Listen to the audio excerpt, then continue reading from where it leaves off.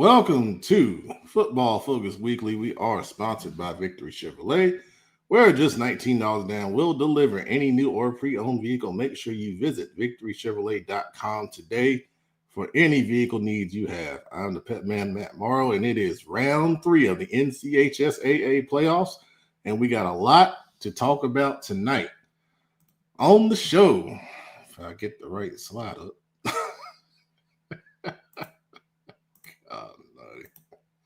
There we go. That's what I want. All right. Once again, I'm going to talk about the CFI Winter Showcase coming up Saturday, December 13th at Rocky River High School. We got some Pet Man's players from round 2 we'll go over real quickly.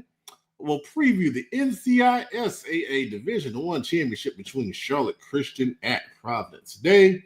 And then we'll get into the round 3 brackets. We will do 8A and 7A, and then we're going to pause after that because we're going to bring on Coach Creed from Bessemer City. He's got a lot of stuff to talk about with the Gaston County realignment discussion.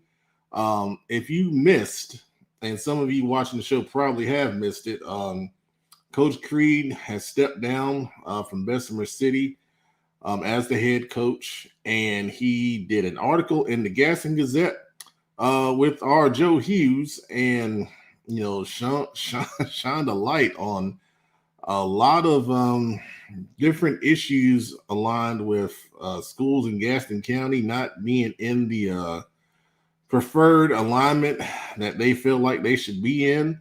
So we're going to talk to him and dig deeper into that discussion, and then we'll finish up with 6A and 5A after we have that discussion with Coach Creed, and Coach Dub Robert Washington will join us for that discussion as well. So if you are a Gaston County football fan, or you know someone in Gaston County, you want to be here at 9 o'clock and weigh in on that discussion, because it is a hot button topic, and it deserves a lot of eyes and discussion.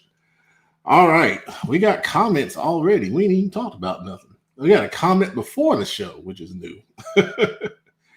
Kerry Sturdivant says they are picking Myers Park with the upset in the jungle. And what they're talking about is Myers Park going over to West Charlotte on Friday night in round 3. We are actually going to be there. We being myself and the producer. We will be at West Charlotte as they host Myers Park in that big pivotal game. So stay tuned. We'll discuss that and break it down in detail later on in the show. J-Man is here. You might see him on Pet Man's Players here in a little bit. Congratulations, young man, for moving on in the playoffs. Dub C fan Mike Eddy is here, as usual. Good to see you. Travis, we got a lot of good games to talk about, and we're going to go in detail tonight, man. You're going to get the most detailed breakdown of any show in the Southeast tonight. I promise you. We might go till midnight. You never know. Dakota McCann, it's good to see you. Mr. Mitchell, good to see you as always. Let's see. Brandon Bevelwalk of Mount Pleasant in the 3rd round. We'll talk about them a little later. Yes, sir. Big game for them. J-Man's giving his early analysis. But I agree. I believe it is going to be a close game, but we'll talk about that more here in a minute. All right. Well, let's see. We got you. Everyone's favorite co-host on the show is here, and he's ready. The illustrious Coach Brandon Billups. I'm gonna be on my best behavior today, ladies and gentlemen. I've seen a lot of comments I don't agree with, but hey, I don't tell Matt about some of this stuff, but he keep doing it, and one day the evil branch don't show up. But right now, I'm gonna be good, man, because we want y'all to continue watching the show. We want y'all to keep on posting y'all favorite teams and stuff like that. So I'm gonna be good. See, what y'all don't know is, and I'm the pettiest person in the world. That's one thing. But you guys, I wish you guys could. One day, I'm gonna film the post show discussions. Sell it as premium content. I heard a lot of people feeling. Yeah, you need to sell that because I heard a lot of people feeling. see some of the stuff that y'all post here. Oh god. And what's that chat? What's the other chat? The high school. High school football talk. Boy, y'all know what Coach Billups really feel about that? Well, I don't want to say it because I'll be honest. I stay out of a lot of me too, but it pops up. It pops up on my timeline. Let's just talk about that for a second. There's a lot of ignorance that's posted online, and I can't get into that, man. I can't get into it. What's the young lady name? Hold on, I don't shout out her. No, don't say no names now. No, Odom. Miss Odom. No. I'm giving her a shout out. She really know what she talking about. Right. That the Odom, like the Shelby fan, the Odom. I don't know your name, but hey, I love how you ride for your team. You actually went to Shelby High, and I like that. I like when people who bled them colors are repping schools. I just don't get how you went to another school and you start. I don't get it, but anyway, let's keep going. You got shout outs from Joe Hughes, Big Money Billups. Yeah, hey, Ram, baby. Hey, Joe, I saw them Cowboys, them dead boys with beat them Raiders. They beat them Raiders. Yippee! And then a suggestion for a CFI spinoff, Speaking Bluntly with Brandon Billups. I don't want to do that because all right. Well, I would do that. Me and Pep would do that, but I would do it. I would let Pep facilitate, and he would cut my I ain't mic doing off. that. No, I'm not doing that. Now we'll get so much hate mail. We can't do that, Joe. But it'd be fun. It would be fun. Why is J-Man calling you Billy? A lot of people call me Billy because my daddy, short. He didn't know that my daddy name is Willie. My daddy name is Willie Thomas Billups the third, the second, junior. So his nickname is Billy. Mm-hmm. I'm Billups, and so they're like, "Oh, little Billy," but I haven't been called that in about. I'm 41. I haven't been called that in about 22 years. So, wow. So I respect that. Salute. All right. My dad probably smiling at you right now. Jamel Lattimore wants the premium content. Man, Mr. Lattimore knows all he got to do is come to. You know the funny thing about Mr. Lattimore, he knows what I want to say because he used to be at the practice at Cox Mill laughing at me all the time. Because I used to say some stuff and he used to be laughing all the time. I was like, hey, I just got to shut up. Well, I can't say why you said STFU. I got to do that. No, okay, all right. Yeah, I can't say that. We'll leave that alone. But it's fun. It's fun. Football fun. But I love it. I love the fan engagement. I love the bandwagon jumpers. But it's just fun. It gets. Yeah. Speaking of that, yeah, that's what this is. A lot of what the Facebook group is, and that. Oh yeah. Like me. I bleed maroon and gold. But I'm a realist too. So, but we'll talk about that. You know, I like Pep. Y'all think Pep is. Pep, we're very unbiased. Y'all may think we're fair. Davian Moore does not believe there's going to be an upset in the jungle, so I like Davian. I know it is. Minutes. Chat administrator's here. He's not working on the clock. No, he's on the clock. He's on the clock. Oh, okay. Well, we covering you for this hour. We got you $18 for this hour. We'll make work go fast for you. And then, of course, Laramie Watson here to shout out the JM Robinson Bulldogs, and they are ready. Oh no, they look good. They look good. We got a lot of good football to talk about. We don't let Gaston County have their moment. We don't let them have that. I didn't say nothing bad. I was not saying nothing bad today. We don't let them have that moment. Oh gosh. Yeah, Lattimore, they do gotta have thick skin. Also, he's been patiently waiting. We have the defensive coordinator of the Big I Patriots getting ready to host a big round 3 game against Richmond County, who's probably bringing the whole city of Rockingham. Big I Shelby Adam Weber. What's up? Well, you got that Forest Green on today, baby. That's what I'm talking about. Yes, sir. Yes, sir. Going on. You lock in, baby. Always locked in, man. And we can go play tonight. And whoa. Good night. All right. Tell me. Well, I gotta say, I was very impressed. You know, going out to Independence last week and seeing you guys dominate on both sides of the ball. I mean, especially in the first half, it was no doubt after about 3 series. Hey, of who the better team was. And where Pep called me, man, he told me what they said before the game. I bust out laughing. It's in the video. And then they set it on fire. What they say? You ain't seen the video? Well, watch the intro. Well, you know what they said. Well, I didn't. Hey, man, I be on. Hey, look. Well, can I tell you what they said?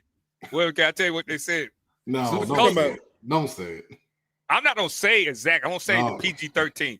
So he was walking with his team. He was like, "We don't." They broke it out. He said, "We don't set this bloop on fire." I said, "Oh." And then you smoking. Why you smoking like that, Will? Hey man, it's not our fault if you're not prepared. Y'all smoked them like some old white paper, some backwoods. Y'all had a backwood. That was like it was quick. Yeah, we had a it good was not team. no good. It was quick. It was a good team win, man. Good team win. What's good, Brandon? Nephew Nicholas got it. Oh, you got a shout out here. I know who that is. I play with that. Man said, "What's up?" Hey, J man, I'm gonna give you one of my pet peeves, man. My name is Adam Weber with 2 B's, man. It's disrespectful to me. It's Webby. It's like Boosie and Webb. It's like Boosie and Webby. Oh That's man, he used to have the Webby. He used to have the Webby box fade. There you Webb. Look at face. Look, you know what I'm talking about. ING. Oh yeah, she's a bad. Dakota McCann shouting you out, and then Miss Weber's here. Miss Weber, Miss Weber, you did a good job raising young Webby. IND. She's you. That's my world, man. Hey, you know how I feel about Kimberly. You know what I feel about my mama. So hey, I ain't never know anything about your mama. So Ronnie Price shouting out the Independence defense, running game, and receivers. Going to be hard to beat. I agree. Man, Richmond fans feel like there's not going to be a game. Hey, y'all start calling Webby because his name is Weber. I got you, Webb. Actually, when I got here, look at Webb joke post. Actually, Gordon Sellers at Providence Day's sister was at Independence, and I got real cool with their family, and they started calling me Coach Webby. Okay, well, we got who's your Boosie too? Who's your Boosie? Hey, my one-man wrecking crew, man. You got back roofs on your back. J man, thank you for that because it's time to cut the longest intro of all time. J man, I'm ready to talk ball, man. I don't know what they got. All right, let's go. Y'all sit tight. All right, let's go. All right. First of all, once again, CFI Winter Showcase Saturday, December 13th at Rocky River High School. Make sure you sign up online. SeanFootballInsiders.com. We do have colleges confirming their appearance at the showcase. The season really just ended for most colleges recently. We do have some local college teams in the playoffs, like Johnson C. Smith is in the playoffs. Virginia Union, who has been to the showcase before, is also in the D2 playoffs. So you want to wish those guys the best of luck in their playoff run. Johnson C. Smith is actually hosting a playoff game Saturday at 1:30 at Johnson C. Smith. So you want to come out there and support the Golden Bulls. Make sure you do that. They have never missed a CFI Carolina showcase. And they've always said that they're going to be there. So we got them down. It's coming. But it's really important. If you're a senior, especially 2026, I've had colleges reach out already asking about some 2026 guys in the Charlotte area. I provided them some names and some highlight links for them to check out. So please, especially 2026, 2027 guys, 2026, looking to get some offers, 2027 looking to get on recruiting boards. This is the time. This is the time to showcase yourself. You're 28, 29, you're welcome as well. Get that experience, knowing what a camp environment feels like, looks like.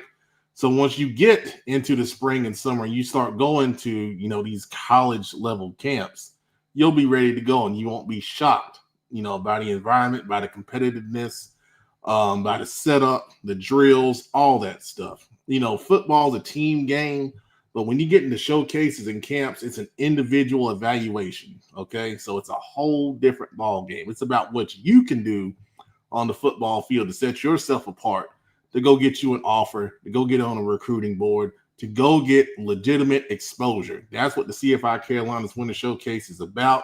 You know, we are going to promote you not only through CFI social media, but Prep Reds on North Carolina website, which over 1,900 colleges subscribe to among all divisions. Prep Red Zone is the football arm of the company, but there's also other sports in there. That's how we have all those different colleges that subscribe and have access to the database of our rankings, of our articles, of all that analysis. Okay.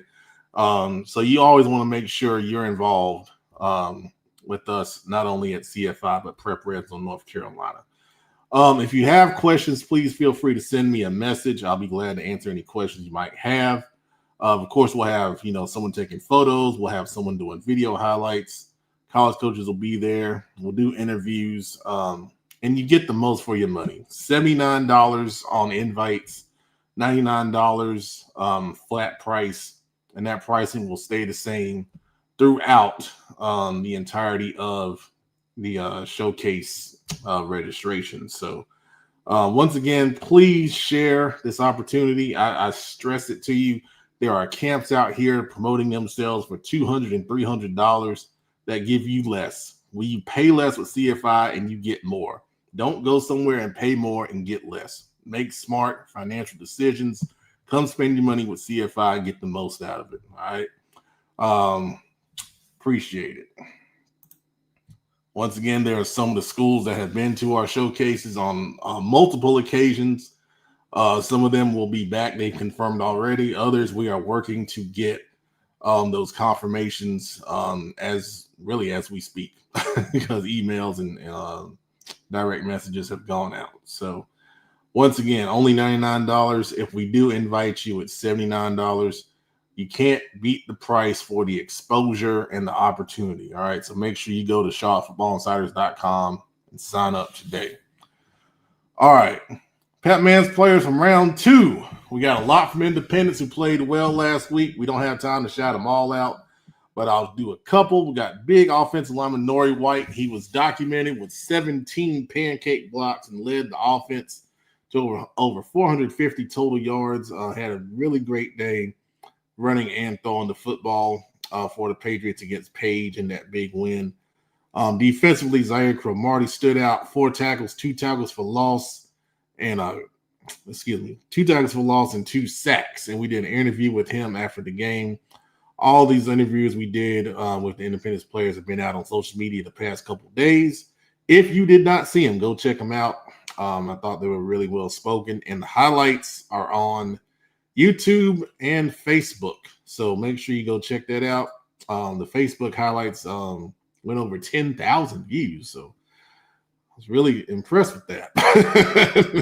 I wasn't expecting that kind of reaction, but I think a lot of that is the Richmond fans watching, and they should be a little worried, in my opinion. All right. Next slide. On this one, of course, we got to shout out our guy, J-Man. He had 23 carries for 163 rushing yards and a rushing touchdown and added 47 receiving yards. 210 total yards of offense. Big win for Mooresville as they get ready to host Reagan in the 3rd round of playoffs. We'll talk about that game in a little bit. And then I also want to shout out Nick Albright from Crest. He's a really good offensive lineman. He plays center.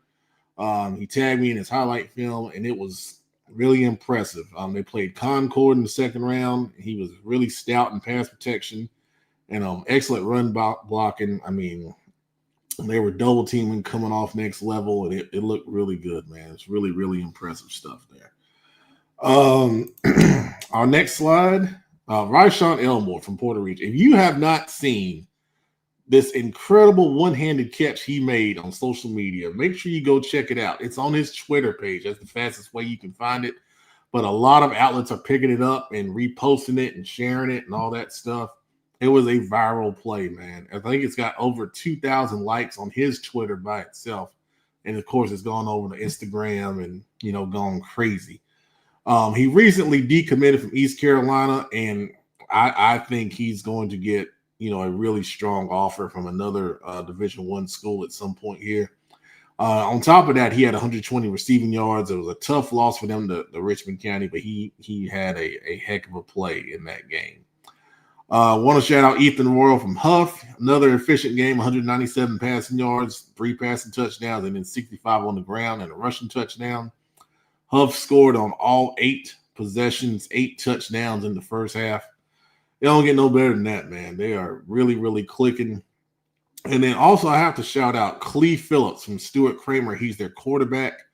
He threw for 139 passing yards and was efficient, but what he did on the ground was special. 172 rushing yards on 14 carries, 4 rushing touchdowns. Stuart Kramer in the 3rd round. Who had that on your bingo card? Not many people. Coach Ashton Simmons doing a great job with that program rolling in the playoffs. All right, in our last slide of Petman's players, Aiden Black, Miss Black sent me his highlights, I think on Friday night, as a matter of fact. Those 2 sacks he had were really impressive. One, he just, basically pushed the offensive tackle, shoved him away, and then made an incredible play there on that sack. And then his second one was just a great effort there. Also wanting to shout out Shannon Wingate Jr. He's a Queen City Senior Bowl selection, running back for Maiden, 22 carries for 294 yards, 3 rushing touchdowns. And then finally, the freshman from Shelby, Big Eye told us about him, I think 2 weeks ago. Jonas Woods, another really impressive game in the playoffs, 17 carries for 220 rushing yards and 2 rushing touchdowns. So incredible performances in the second round. Congrats to all those players selected. Davey and more. This will be out on social media right after the show on Instagram and Facebook and Twitter, and it will be big and bright for you. So appreciate that. Luke Zabo sharing Aiden is an unbelievable player and young man. Love that kid. Yeah, he's a great, great, great kid. Absolutely. Definitely agree with that, Luke. All right. Now let's talk about the NCISAA Division I championship. And that's Charlotte Christian going up against Providence Day. So I'll bring on the illustrious and Big Eye Shelby. And we haven't talked about these playoffs much outside of just kind of mentioning some big performances. But Charlotte Christian went down to Raven Gap last week and beat them 55-48. And then Providence Day, of course, had a really impressive victory over Cannon 41-7. So this is a rematch. These teams obviously played earlier this year with Providence Day winning. Providence Day hasn't lost a game all season long. We talk about rematches all the time. We talked about it earlier in the playoffs when we had some early in the first and second round. But what do y'all think about this one? Can Charlotte Christian correct, some of the things that went wrong the first time and get a victory? I think for seeing Christian, I think it's just a matter of how many points can they offense score, because I feel like that's the best chance they have of probably just beating them or even slowing them down. I think Providence Day probably has the more complete team right now, and I think Charlotte Christian is kind of offense heavy. So it's one of those where I guess if the running back can have a outstanding game, I think they may have a shot, but I think Providence Day just has that number. Now that running back, like Rob said, that running back is really the solution for Christian. But I don't know, man. Providence Day look good this year, boy. They look good. Yeah, so in the first matchup, both quarterbacks played well. Zaid Lott threw for 206 and 3 touchdowns. And Elliott Newcomb, the quarterback for Charlotte Christian, threw for 188 and 3 touchdowns. But to your point, the running back for Charlotte Christian, Jamal Rule, committed to Nebraska. Providence, they did a good job not shutting them down. They held them in check. Only 98 yards and 21 carries and no touchdowns. So I think for Charlotte Christian, Jamal Rule has to have a really big game if they're going to pull an upset. That's where it starts. And then we talked about defensively. Christian has some good defensive guys. You're talking about Jacob Simmons, who can come off the edge and rush the passer. We talk about the Kilgannon brothers at linebacker. You talking about Kilgannon, boy, that's a name. That's a talking name. about Henry Holbert, who's a talented defensive back. So they have some guys, but I think one of you guys said it. I think it's the numbers and the depth of Providence Day. Yeah. That can just wear you down because they can just keep coming at you. And They got a lot of numbers this year. They got numbers this year. Yeah. And I don't know. I like Chris though, because that running back is real get going, boy. He don't show people why he's a big time running back. So, hey, but I don't know. Providence Day is dangerous this year, man. Y'all have any kind of issue? Y'all seen anything? No, I don't. Because he had that in the middle of nowhere in Mooresville, man. They say it froze up. Let me look. Hold on. Let me go to my burner account. Sorry. I mean, everything looks smooth on my end. So Luke says he closed it out and it fixed it. So it might be a StreamYard issue. Everyone's been having issues here. Y'all know that cloud flare issue that came up earlier this week, and I don't know. It seems like there's always something going on now. But anyway, it's gonna be interesting to see how this game kind of closed out. Let's get the opinion of somebody who has played against Chad Greer in the championship game. You got to close out and come back in. Go ahead. Thank you. Coach Doug, Robert Washington's ready to join us. Oh, Lord. Don't do that, B.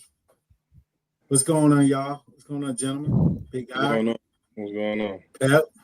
Hey, man. B. Hey, the only thing I don't say, congrats on that win, but 7 points. You already know. I ain't gonna say what I told you on the phone. What did I tell you I want? Listen, I'm proud of you. I'm don't leave it alone. I'm proud of you. Where's your microphone whistling?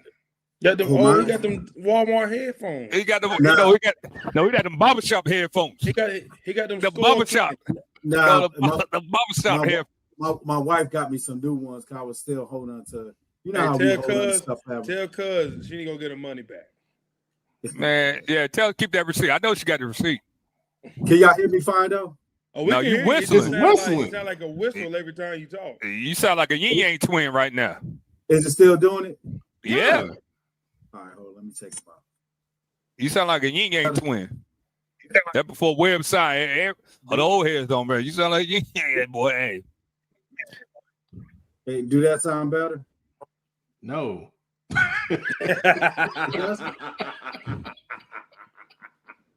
It's still whistling, man. Man, take your whistle. I don't know. You whistling. B, I ain't gonna say nothing with you want to say something crazy. Why you look at me like that, Rob? We go back, man. This about 15 years right here. You about ready to cuss me out. There you go. That sounds better. Go ahead. You can whistle. It sound better? Yeah, man. There you go. Yeah. You ain't whistling no more, boy. You a whistling. Whistle while you. All right. Well, Coach Dub, I want to ask you. You going against Chad Greer in championship game situation. What's some of the most important things to know? You gotta be prepared, man, because Chad, he's gonna get every game you played during the season. He's gonna know all your tendencies. You're not gonna catch him off guard with anything. He's gonna learn your team just as well as he knows his team. Obviously, you know what I think of Chad. Chad's a great coach. Been doing it for years. He's been in these type of games before, big games, championship games, and I think it's going to be a tall task for Charlotte Christian, and that was a big victory over Raven Gap because you just don't know what they're going to get because they're in that weird situation where they're in Georgia or border of Georgia, Tennessee, North Carolina, and they pull kids from all around the world in some cases. Oh, you're right. Yeah. So last year, right? Yeah, they won't be. Well, right now they won't be in the NCHSAA next year. They're appealing to stay in, but we'll see. Yeah, but it's hard. It's hard to compete as a high school against another high school that's like a boarding school that actually house kids on campus. I think that's fair for you to say because it is a boarding school, right? Like, it's, Yeah, you might as well say, it's a boarding school. It's fair to say that. But I agree with you. Say, I think it was a big win for Christian, but I think that the train stopped rolling. Unfortunately, you know what I'm saying? And let Jamar Rule go out there and rush about 350. Yeah, he has to have a huge game. I think we all agree that he's a bad boy. Well, the one thing that Christian has on their side facing Providence Day is going to be they're familiar with them.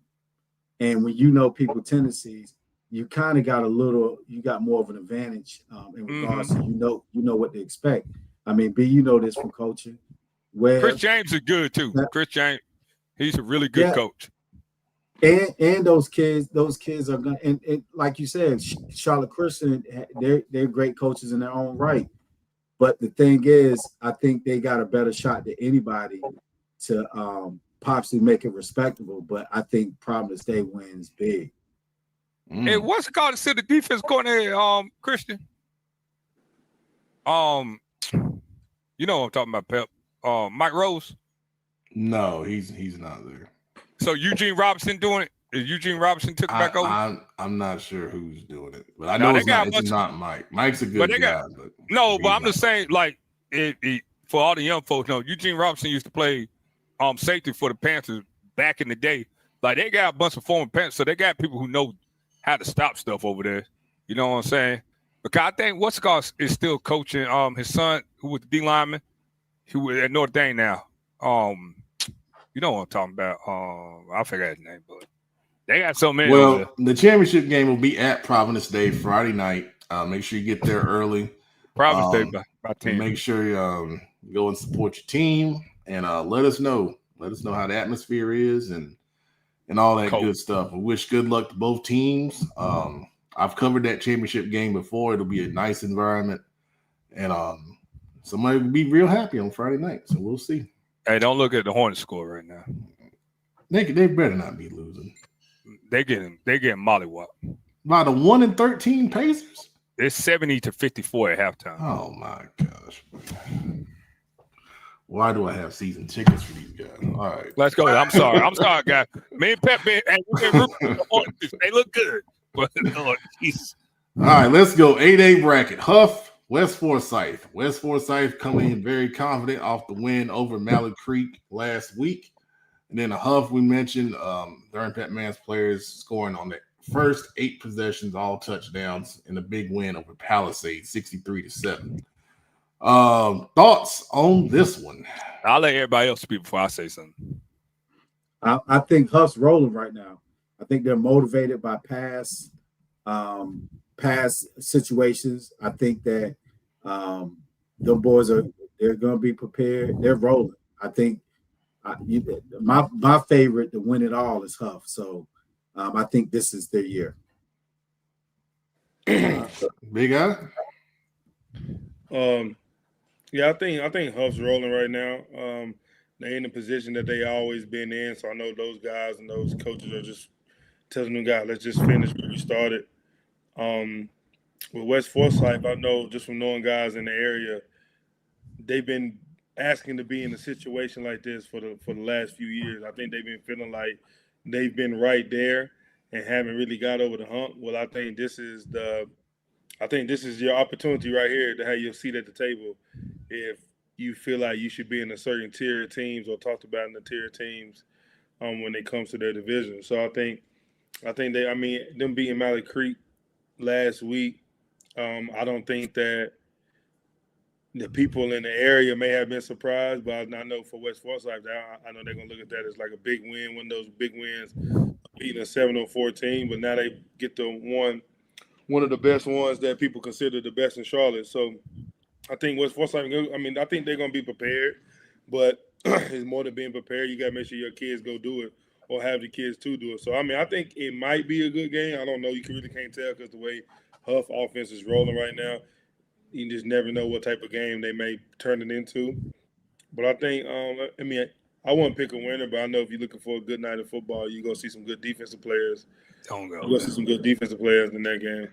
Why you ain't picking a winner? Because I find it funny. I find it funny how you a West Charlotte guy and saying that Huff gonna win state. I just don't think that's not. I am not a West Charlotte guy. He graduated from Butler.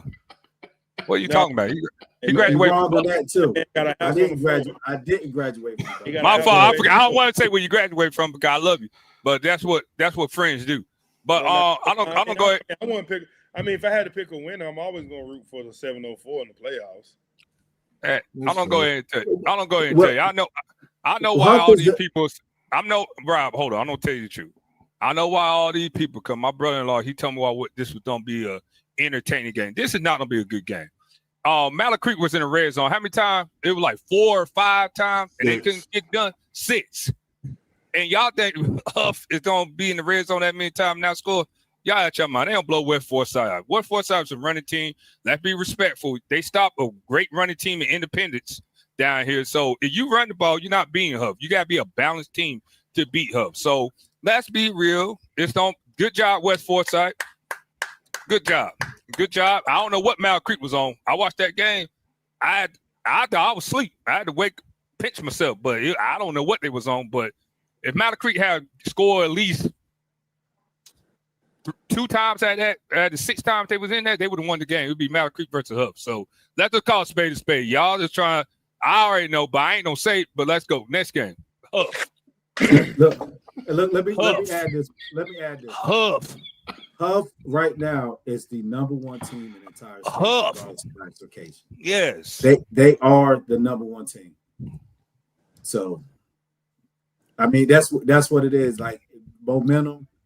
I love it. They are those dudes. Now, West Charlotte might have something to say, but let's talk about that good game. Hey. No, that's all right. Speaking of West Charlotte, let's get into it. Here, we had a couple comments early in the show about it. Myers Park going on the road across you want me to start Woodlawn Road, hitting Billy Graham to Beatties Ford, and they're gonna take on the West Charlotte Lions. I'm gonna go ahead and tell you this game is a very interesting game. I'm a West Charlotte alum, and so I love my Lions. I want my Lions to win, but I'm gonna go ahead and tell you, hey, this is probably one of the better O lines West Charlotte have played in a while. This is probably one of the better D lines West Charlotte don't play in a while. West Charlotte don't have to come ready. You know what I'm saying? West Charlotte O-line don't have to show me they grown up to win this game. That's all I'm going to say. It's going to be on Myers Park quarterback. Me and Matt been talking about this game the whole week. If Myers Park quarterback come out there and play a good game, it's going to be an interesting game. If West Charlotte O-line go out there and play a game, West Charlotte should win big. But them are the 2 factors in this game. Me and Matt been talking about this game. Don't waste your time going that PD versus Charlotte Christian game. That's not going to be a good game. I'm telling you the truth. We got to stop lying on this thing. Myers Park versus West Charlotte is one of the better games in the city. Richmond County versus Independence is one of the better games in the city. Them 2 games right there, them games to see. And y'all don't be shocked. I would not be shocked if Myers Park win it. I want West Charlotte to win, but I would not be shocked if Myers Park win it. Myers Park is we gotta put some respect on Myers Park. Myers Park be a good Weddington team. Y'all gotta put some respect on Myers Park. Myers Park been playing some really great football. They only lost to Hook. They lost. They're really good. So stop sleeping on Myers Park. If that quarterback come out there and play good, this gonna be an interesting game. Hey B, why you talking like you got hot grits in your mouth? Man, because I got hot grits. You go ahead and say whatever you say, but you better be ready to beat some Mitchell. I want you to come on this show next week. We better be going to another mountain. I want we don't climb that MF mountain this year. Come on, Rob. I'm hyped for you. I'm on that. Hey, I got that Stephen A called me and said he got kicked off of Sports Center, so I got it now. I'm the new Stephen A. Let's go. What y'all got? Hot. I don't even know what to say right now. but I'm not trying to disrespect nobody, but we could be biased and stuff like that. Man. But that Myers Park West Charlotte game right here, this is gonna be a really, really, really good game. It's gonna be there's no restrictions. Let's start spreading the narrative. Talk to the dean of students over there at West Charlotte. There's no restrictions. Go to that game. That's gonna be a really good game. That's to Davian Moore's point right there. Oh yeah, they're not moving it to Bank of America. Nah, they not. Hey, that principal, she want the bank. She want that money. Yeah. Rightfully so, though. I don't blame him. Big Eye, what you got on this one? Y'all some funny guys, man. It ain't funny, that's the truth.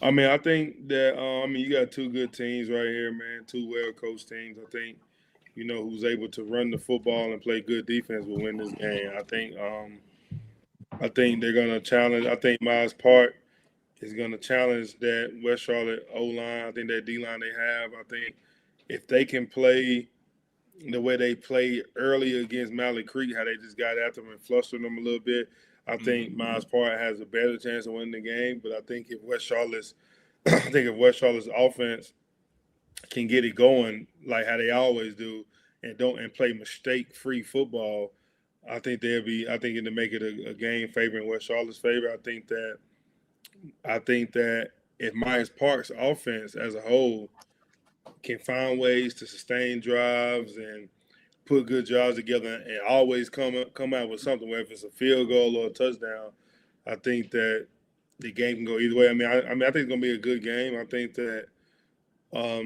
they both well coached. They both got players on both sides of the ball who can beat you if you're not prepared. So, like I said, I wouldn't pick a winner in this game. Obviously, I think West Charlotte's the favorite just coming into the game because they're the defending champs. So, I think Myers Park is kind of in the same realm with West Forsyth, right? I think we've known Myers Park to be good or pretty good for a long time, but they haven't really won that signature game to kind of put themselves in like a different realm of teams. You know what I'm saying? So I think what Myers Park seniors are saying, hey, here go our shot right here. You know what I'm saying? Here go our shot. Now I think like I said, I don't like really picking winners in the playoffs. You don't need to. You in the playoffs. So you know what I'm saying? Like anything can happen in the playoffs. Like crazy stuff happens in the playoffs where you can have a team that's favorite and lose or have an underdog come and win. So, I think, like I said, I think both these games at 8A are going to be good games, man. I'd like to welcome the producer to the show after his brief hiatus. Back. Had some computer issues last week and crazy work today, but hey, I'll be honest, man. And maybe this is just the Charlotte in me. Ain't no way you don't compare a Forsyth County school to a Charlotte school. Never. No, they ain't on the same plateau as Myers Park. They ain't on the same plateau. If Myers Park were playing West Forsyth, we'd be talking about Myers Park going to the next round. Listen, I'm telling you that. Palisades were playing West Forsyth, we'd be talking about Palisades going. Oh, I'm not talking about South Met playing West Forsyth. We talking about South Met going to Durham State. Let's go. They can't hold a candle. I'm not talking about the current teams. I'm not talking about the teams. They ain't talking about that. I'm talking about teams who feel like they've been on the brink to kind of. Well, they still on the brink. Made the leap. Like I said, they have their chances this week. Well, they showed me. I come up and I say, you know what? I was wrong. Let's go 7-8 because it's a good game. 7-8 I want to talk about. It's a good one. Well, hold on. I might go find me some Forest Green. I might go find some Forest Green, baby. Hold on, Bill. Hang on. Them green teams. Producer, what you got on West Charlotte Myers Park? Hey, I think they've been kind of on a collision course. Myers Park, I think. Well, West Charlotte had high expectations coming in. I think Myers Park exceeded some people's expectations. A little bit ahead of schedule. Yeah. I would say, but they're gonna be ready to play. They've had a really good season. Of course, Griner's gonna have his guys ready. So I anticipate. I don't anticipate a defensive. Well, I'm trying to think if I do. I think it's going to be high scoring, a defensive struggle. I'm thinking like a 21-20 type of thing, or 20. In the 20s. This is going to be a good game. I don't know what anybody talking about. This is going to be the best game in the city. Billups kind of took my thunder a little bit. But I'm sorry. I got hype, man. This coffee, boy, this Folgers. It's okay. Like Billups said, I think the X factors in this one, Myers Park's quarterback and then West Charlotte's offensive line. Whichever of those two plays the best will give their team the best chance to win. I think overall, both of these teams are really good defensively. We saw, obviously, for 3 quarters, Myers Park hold Huff down until Huff, kind of wore him down in the fourth. So to everyone's point, Myers Park is a really good team and worthy of a lot of respect And it wouldn't surprise any. I don't think it wouldn't surprise me. Kind of like the statement J-Man here said. They do have a lot of legitimate talent, and so does West Charlotte. I mean, we've seen that all season long. So it's going to be a really great game. Me and producer are going to be there, and there's no restrictions. I believe it is going to start at 7 p.m. Because of that. We don't got to worry about nobody from the South Side saying that started at 6.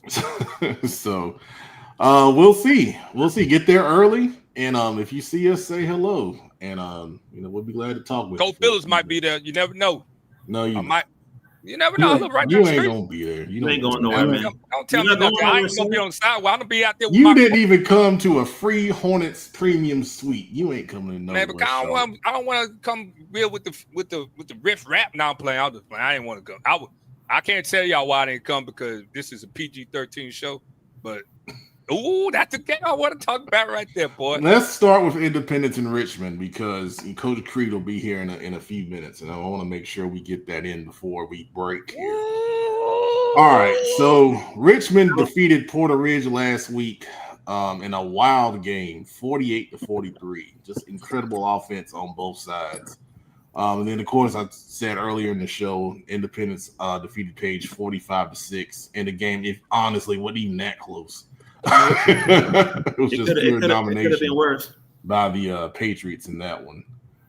Producer, first of all, your thoughts on what you saw with Independence last week. I saw a team that's just in playoff mode, clicking on all cylinders, very refined. Did not need to lean on one side of the ball. Both sides of the ball did their job. Good play from special teams. Coach McFadden, Webb, they got those guys just clicking it all center, just complete dominance. And I think, like you said, it could have been, they could have easily probably put up 60 or so. It just, complete dominance. And just looked like a team that was ready for their playoff run. I think Page scored at like the very end, like 2 minutes left in the game. Under a minute, they called a timeout. So I'm pretty sure Page's score came on against a lot of backups. So the starters for Independence didn't give up any points. Mind you, the good thing that's impressive, if I'm not mistaken, Page was like a 7 or 8 win team. So that was a good team that was dominating. So it's not like there was this 2 or 3 win team that snuck in the playoffs. No, they dominated a good team. So they just look like they're ready, man. And they did that without Dallas Brandon playing. Exactly. He ain't even play for what I watch. I tried to tell a couple Richmond people, and they acted like that was a big deal. So, I'm gonna make you be petty. I'm gonna make you be petty. For what I saw, it's like what we've been saying, Charlotte. Hey, Greensboro, we don't care. You come down here, you don't get smoked every time you come down here. Great job by the Mint Hill Patriots. I was very proud of that, man. It was a great game. But I am rooting for the Mint Hill Patriots. I hope I got some unhinged hatred towards them Richmond County. And I want you to get them. Hey, no, don't cut me off, young boy. But look, hey, Webb. Wrong with you? Webb, I'm rooting for them Patriots. Hey. I don't know if Webb wants your support. I don't care, but they got it. They got it. Webb. I might run the flag on the field this week. I might come up with I might run it. Hey, Webb. Let's go. But this is the thing. I think everyone in the 704 is rooting for Independence. And matter of fact, Independence is my dark horse. And I mean, if they beat anybody, it's not going to be a surprise. I just think that people are sleeping on Independence. I think they're flying under the radar. And honestly, I think that's how they want it. But this is a team. This is a dangerous team. Richmond County has to come there. Obviously, there's a lot of rich history and tradition there. So it's going to be played with a little emotion. Well, a lot of emotion. And I just like Independence, man. Independence is playing good ball right now. Yeah, it's a homecoming from one of the Richmond senior people. And just he better be glad I ain't gonna be there at that game. But where DJ run it up, like Denzel said, remember the type, run it up. Run it up. Let's go. Oh my goodness. I think y'all. All jokes aside, I really do like how y'all playing. For y'all to beat what's it called like that without Dallas, that was very impressive. Like I'm talking a lot of jump, but it was very impressive. I like what your defense did. I like that Street doing what he's doing. Y'all offense going. Jaden Jones being y'all let him. Y'all unleashed it. Hey, y'all unleashed him. I'm proud of you. But I think y'all don't get. I think he don't get busy this week. I'm really excited, man. Let's go. Let's go, Paige. I might go buy me an Independence shirt. Joe with a good point. Richmond has to play better defense than what they showed. Exactly. For sure. I mean, when you start thinking about it, Porter Ridge, obviously I shouted out Ryshawn Elmore with his performance. Shout out to Ryshawn, man. Stars breeze. And they did all that without playing the young boy in the pregame. Independence don't play that young boy. If you look at Independence's offense versus Porter Ridge's offense, Independence has probably more threats, consistently on that. So, that's a definite. Matt, but do you hear what I said? I've been hearing you all show, man. Hey, Porter Ridge was not playing that young boy. Independence be playing that young boy pregame. Boy, them kids up here. Ooh, let's go, Indy. Let's go. Let's go. Hey, like Justin Smith did. They play that young boy. You see what they did? What is wrong with you? I'm happy, man. I'm glad to be alive. Hey, this is what happened when you turn 41. You ain't talking about to get this energy, boy. It's just. Man, 41 ain't old. Stop it. I didn't say I was old. I'm young. Now, you are old. I'm old. I remember 41, man. I'm having fun. But now, no face is looking for a Grimsley Independence matchup. I hope so, because Independence do got some that would be a regional final if that happens. Grimsley's on the other side up here. But it is a game I do want to see. I want one game at a time. Game. Yeah, one game because it's a game. Yeah. One game at a time. Well, let's talk. Well, before we break. Oh, go ahead, Big Guy. What you got? Oh, would you give me your breakdown about the game? I didn't hear anything. Oh, from me? Oh, I mean, everybody else was talking. I did it for Independent. I mean, here's what I'll tell you. Richmond has a really good quarterback in Evan Hodges who can really throw it. He's their all-time leader for a season in passing yardage with over 2,700 yards. So, obviously, they got some guys that can go get it from a receiver perspective. And they got a good running back in Crowder, who I think he scored 3 or 4 touchdowns in that game. Against 6. Oh, good gracious. How did I miss him in that man play? What am I doing? We don't cover them. We don't cover them. You're doing the right thing. No, I put the quarterback in there. I didn't put him in there. Well, you good. But yeah, he's a good running back. The big thing, like Joe said, defensively, Teronde Spencer is an edge guy that you have to account for. I think Puerto Rico did a good job of that in their offensive scheme, obviously. But outside of that,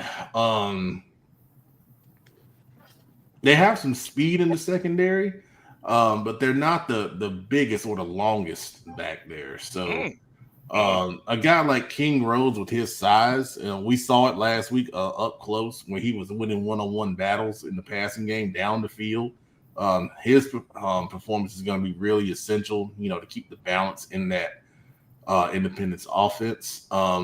If the offensive line comes to play like they did last week, I mean, Nori White and Moreno Fisher, I highlighted in the Prep Red Zone article.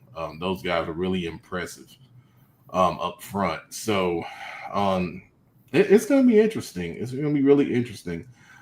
Defensively for the Patriots, if they can get after Hodges, don't let them be comfortable back there in the pocket. Richmond has a number of screens. They can get the ball out fast. So tackling well in space is going to be a big key defensively. But I like the balance the Patriots are playing with. As long as they're able to run the ball consistently, it just opens up everything else offensively. I think DJ called a really good game last week. I think he's in a groove from that standpoint. And, I think they're going to be able to run the ball again this week. So that'll be the key to success.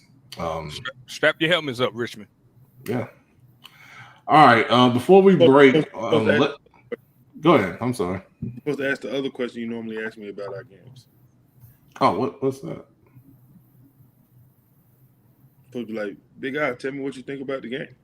No, I because mean, you don't keep it PG. I was trying to we don't want PG. I was trying to let If you don't keep it PG, we don't want you to talk. Well, Let's go to the what next. you got? What you want to say? It's going to be a good night of football against two good Oh, teams. my God, man. Let's go, man. Go to the next 7, man. Let's go, man. Hey, also, no restriction. I thought the dog was out, man. I thought the dog was out.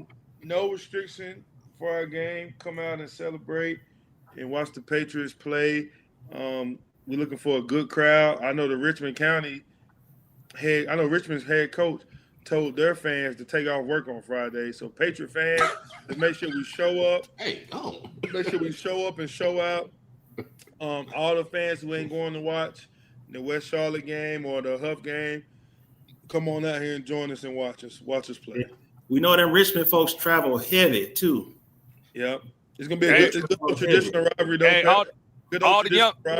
all the young folks, so if they want to come down here, show them how Charlotte is. Let's go to Mint Hill, baby. Come to Mint Hill.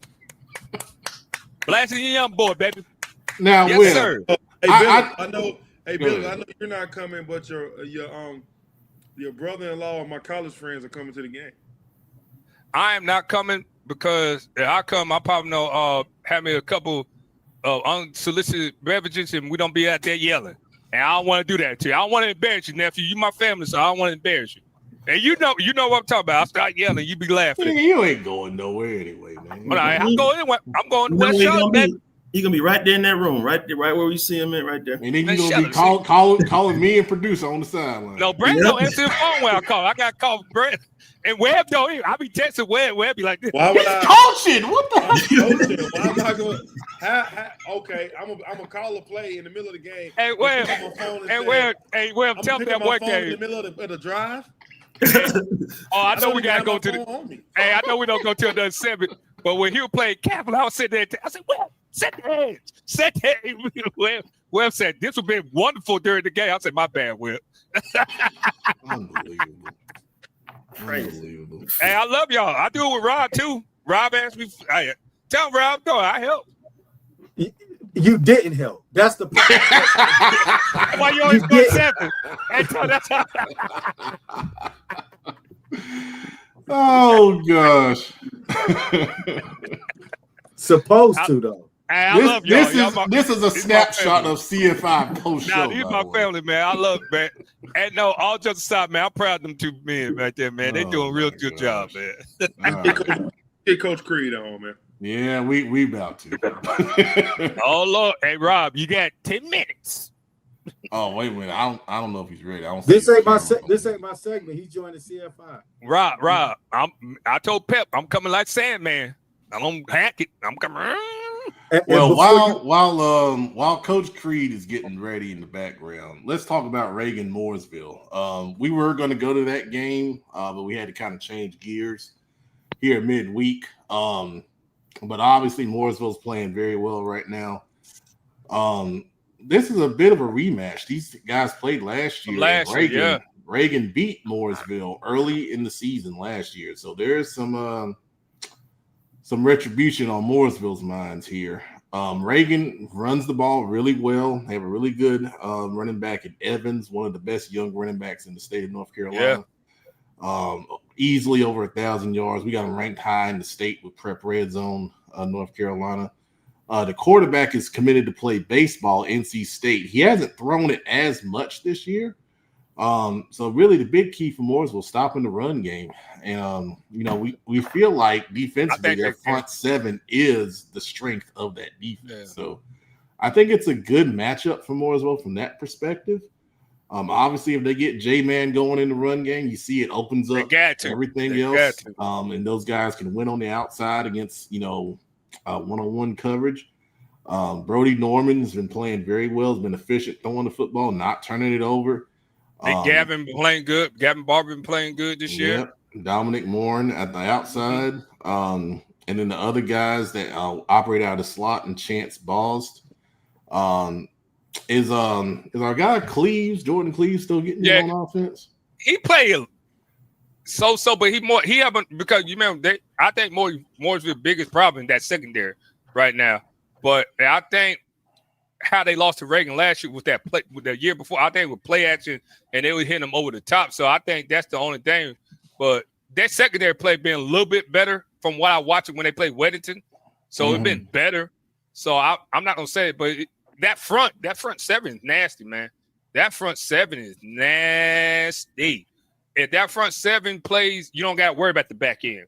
You know, that's the old native. If the front seven's going, we don't got to worry about that back end. But that Mooresville back end has been their Achilles heel. But if I was there, I'm gonna run that ball.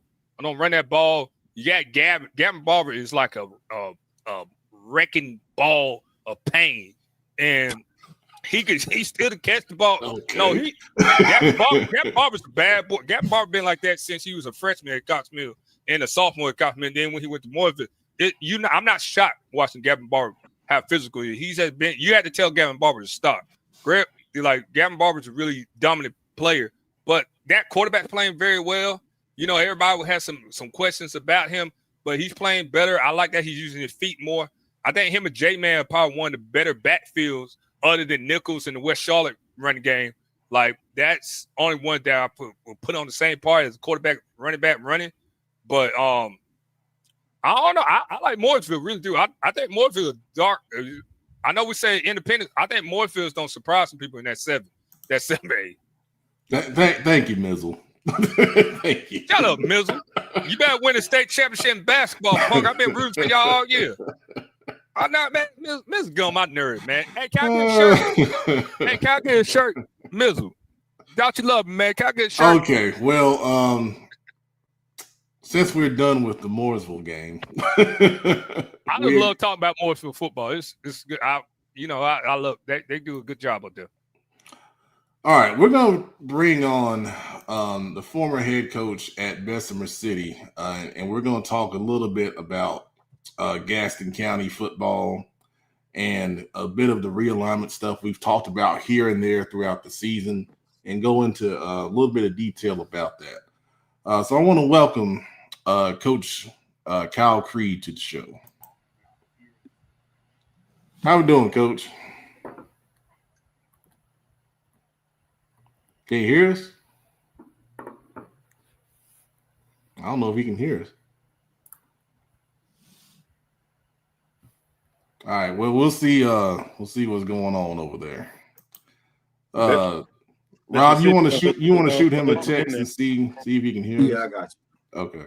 He just sitting there looking. Hey, That's Rob just sitting there. dust onto his internet. Hey, well, Rob just sitting there looking at him like this. Man, help your boy out, man. Send him a text. Hey, man. It's something going on with StreamYard, though, because, like, every time somebody leaves the screen, it's like my side of the computer goes mute. Does it? Yeah, man. It's so weird. Oh, I don't know what's going on.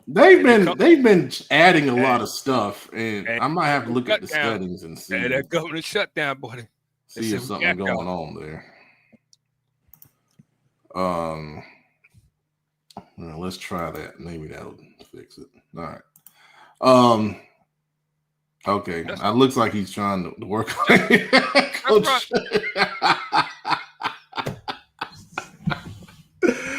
Oh man. Yeah. They probably did. I've been sabotaged, for the past few weeks, so it's definitely possible. It's definitely possible. All right. Well, we're not gonna put the bracket back on, but Grimsley, Jack Britt. We expect any kind of Grimsley, Jack Britt. There. Hey, you don't have a long ride back to favor Jack Britt because that quarterback playing. He don't have to break. He playing real good. So I like Grimsley in that game. And then Weddington, Lake Norman. Lake Norman coming out. Well, Weddington playing really well, right? Weddington playing real well, but Lake Norman is playing good football too. But it's not gonna be a good game. Weddington don't woke up. They don't woke up. So hey, let's go. Yeah, I think Lake Norman's been playing tough. They had a good win over East Forsyth last week in the second round. But it's a tall order to go down to Weddington and try and knock them off. It really is. Weddington's been playing so well lately. Like they blitzed Marvin Ridge 63-0 last week. Yeah. They are a well-oiled machine. Hey man, if Lake Norman had beat the East Forsyth team last year, I think we've been more like we're interested in this game. But it's like they're not the same East Forsyth this year. You know what I'm saying? I'm not saying they're not dominant, but that last year team was more dominant. You know, that'd been more impressive. But it's still an impressive win from Lake Norman. All right. Let's see. I think we got Coach Creed back. Let's try to get them back on here. Coach, how we doing? Hey, what's up, brother? I'm not sure what was going on. Couldn't get the stream from the computer. I apologize about that. No, that's okay, man. It's all good. We appreciate you coming on with us tonight here to talk about a little bit of Gaston County stuff going on here. So, most of us here saw the article you did with our friend Joe Hughes at the Gaston Gazette, kind of detailing some of the reasons why he stepped down from Bessemer City. And one of the primary ones was the realignment issue. So for our fans that may not be familiar, kind of give us a quick summary of what's going on with that. Yeah, so as far as the realignment goes itself, it did play a part. It was more of the part of keeping our kids healthy in the numbers game. We don't want to make excuses as coaches by no means, but we know the reality of it is we went from having Shelby and Burns in the conference to going to Shelby, Burns, West Lincoln, Lincolnton, Stuart, Kramer. I mean, that's a gauntlet for a small two-way school. And that not just us, Cherryville and Highland Tech face the same issues when we get into those types of situations and we have kids playing. Go ahead. That's a gauntlet. Say that one more time, Coach. No, you're good, Coach. That's some background noise. I'm sorry. But when we get into the nuts and bolts of it all, our main issue was, man, injuries, head trauma, those things. We just started seeing the increase of it. We have kids at Bessemer City, Highland Tech, Cherryville that are playing 115 snaps a game, where we're playing opponents whose kids are playing 60, 70 snaps a game. Fatigue kicks in, and we know what happens when we have fatigue.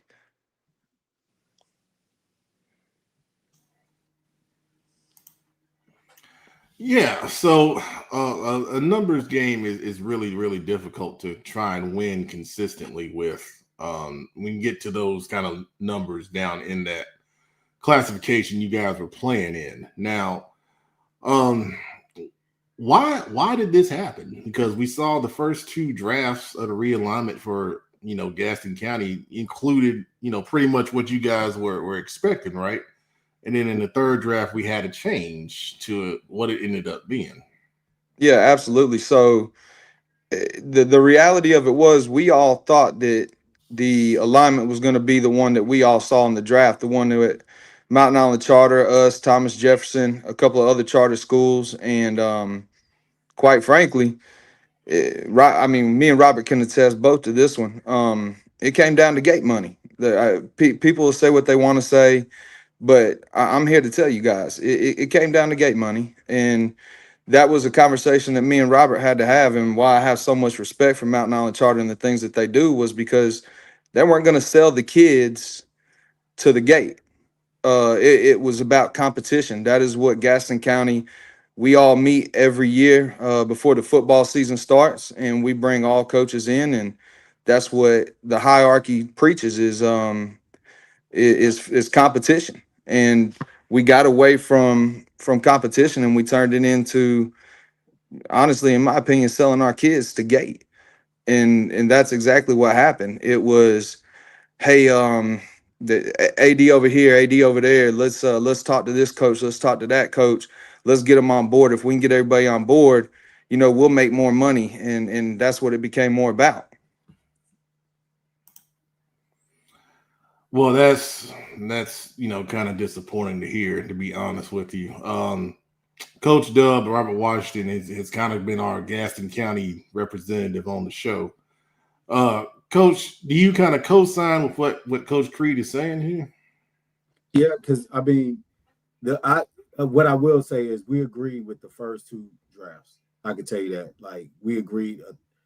Me and Creed talked about. I thought it created some competitive environments. It was going to build natural rivalries, which a lot of the schools that was in that draft was already previously in the conference. Like when we first stepped into the NCHSAA period, we was in the conference with Bessemer City, with Thomas Jefferson, with Cherryville, with Highland Tech. So we come from that conference, and I thought that, it worked well for our class sizes because you got to think, you're talking about 1A, 2A, 3A. And when you're talking 3A versus 4A, that's a big jump. And, and correct me if I'm wrong, Creed, I know you mentioned that maybe y'all was on the border of being 2A, 3A. So whenever you got programs like that, because at smaller schools, if one of our kids get hurt, if they're good, they're probably going both ways. So we're losing 2 players with 1 injury. So, I do get it, but I definitely, from my seat on the bus, and this is not the thoughts and stuff about Mount Island Charter, this is my personal opinion. I felt like the first 2 drafts, they got it right. I would agree completely.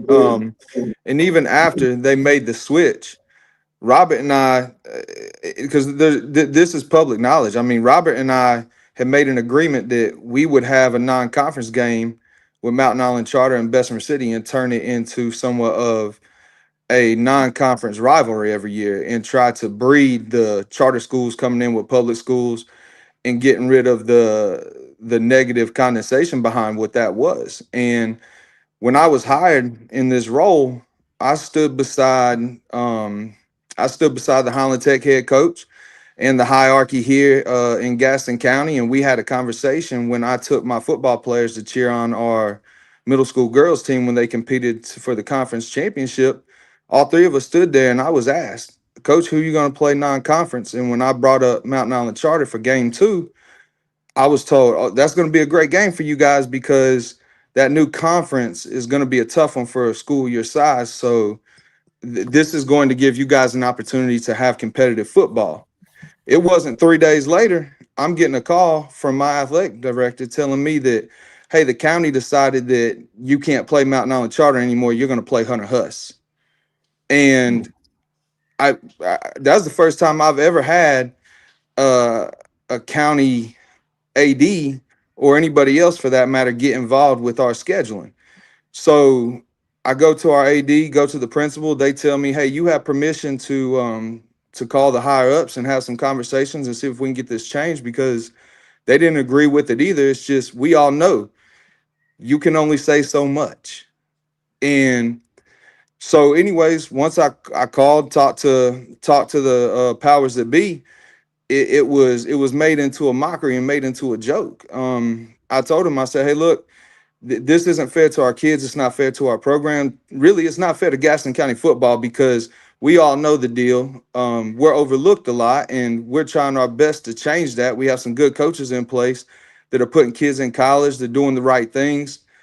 And when I talked to them about those things, I also brought up my concerns of injury and fatigue. And the response back after I said, hey, look, you have an opportunity to turn this into a competitive Gaston County week. The response back was, well, Coach, I don't get involved in scheduling. And I kind of went, well, is that not what you're doing right now? So at that point, he said, well, Coach, I'll tell you what, if you don't like it, then I can call Coach Hodge over at South Point. I'm sure he'd love to play you week 2, trying to make a mockery of the situation. And one thing that us coaches know, and I know every coach on here will back me when I say this. At the end of the day, yeah, we're here to coach X's and O's, and we try to put kids in a position to win football games, but we're turning young boys into young men, and we're here to protect them. That's our job. And when my kids were made a mockery of, it became obvious. It wasn't about growing small football. And that was the goal here. I mean, I went back to Bessemer City from Stuart Kramer because that's where I graduated from. I wanted an opportunity to go back and do right by our kids, put kids in college. And I had a lot of success doing that my first 3 years here. We put a lot of kids in college. I'm almost speechless. This is really crazy.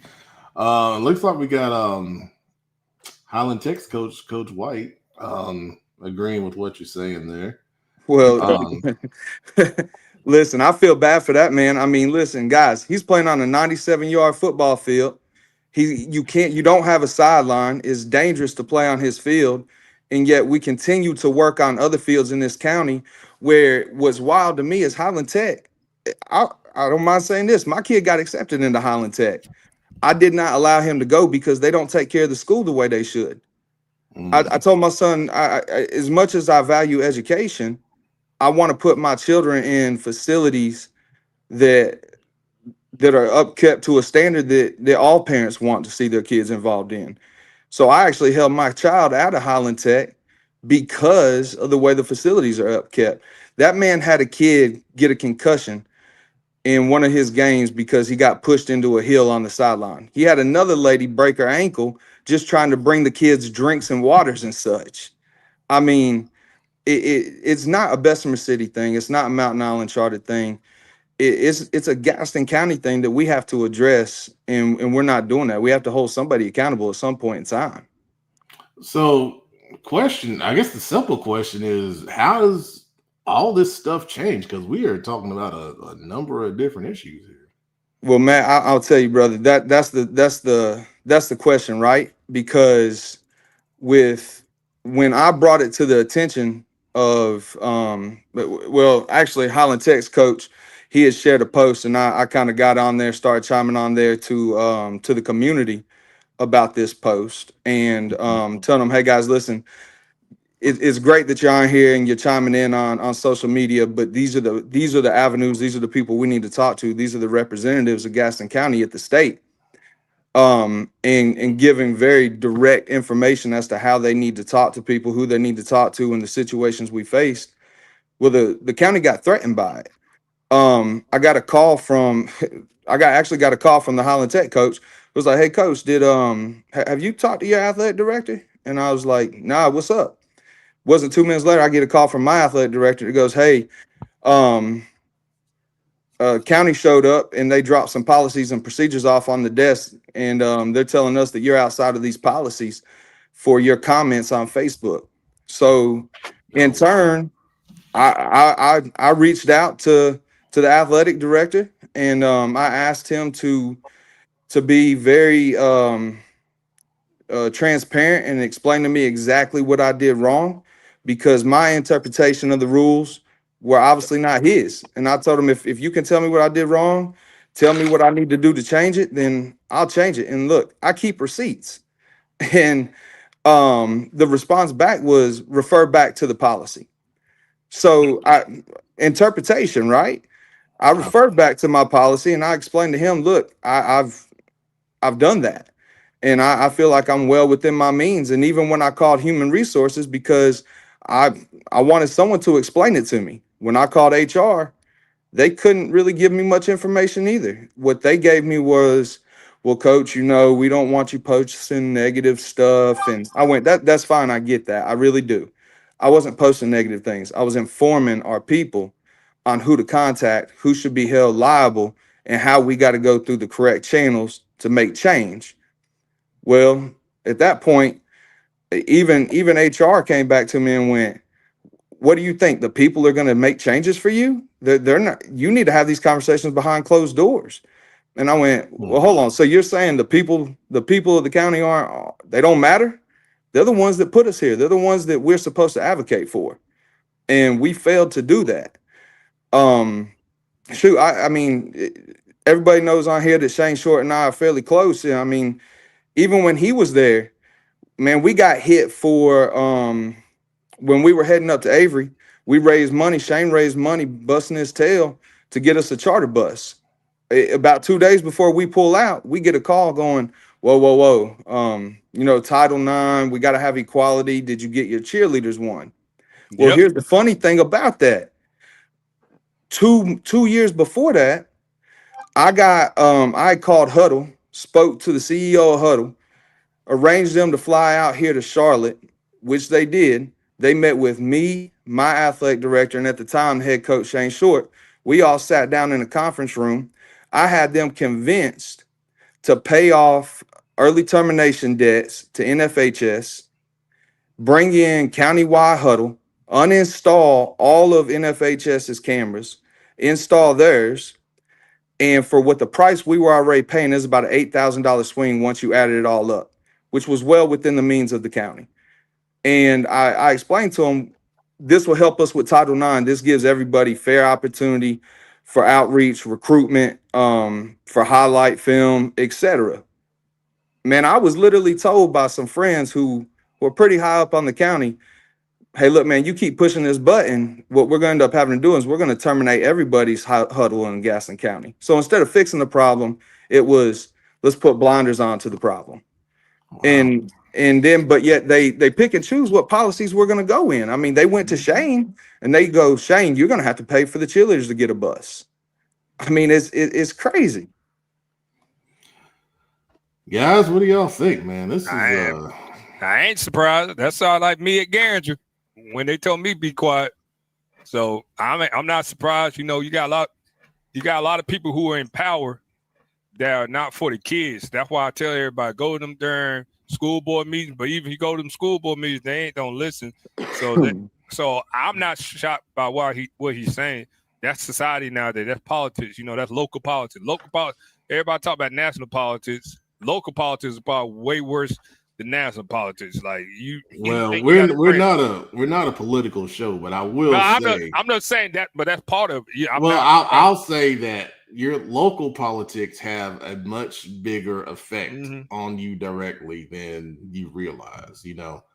And for this situation, if you are outraged or you get moved or feel some type of way by what Coach Creed is sharing here, what Coach Dub has kind of, you know, shared here, have your voice heard. You know, the only way that you can make change is by going out and, you know, making it happen. You know, I tell people all the time, man, like someone else on here said, your school board meetings, those people that we elect to put into power to make, you know, change happen in decisions and all this stuff, those are the people that need to hear what you feel. If you sit back and you get, like you were saying, Coach, if you sit back and comment on social media, you know, nothing's gonna happen with that. I mean, it's all well and good, and that's a vessel, but if you want change to happen, you got to go out and make it happen.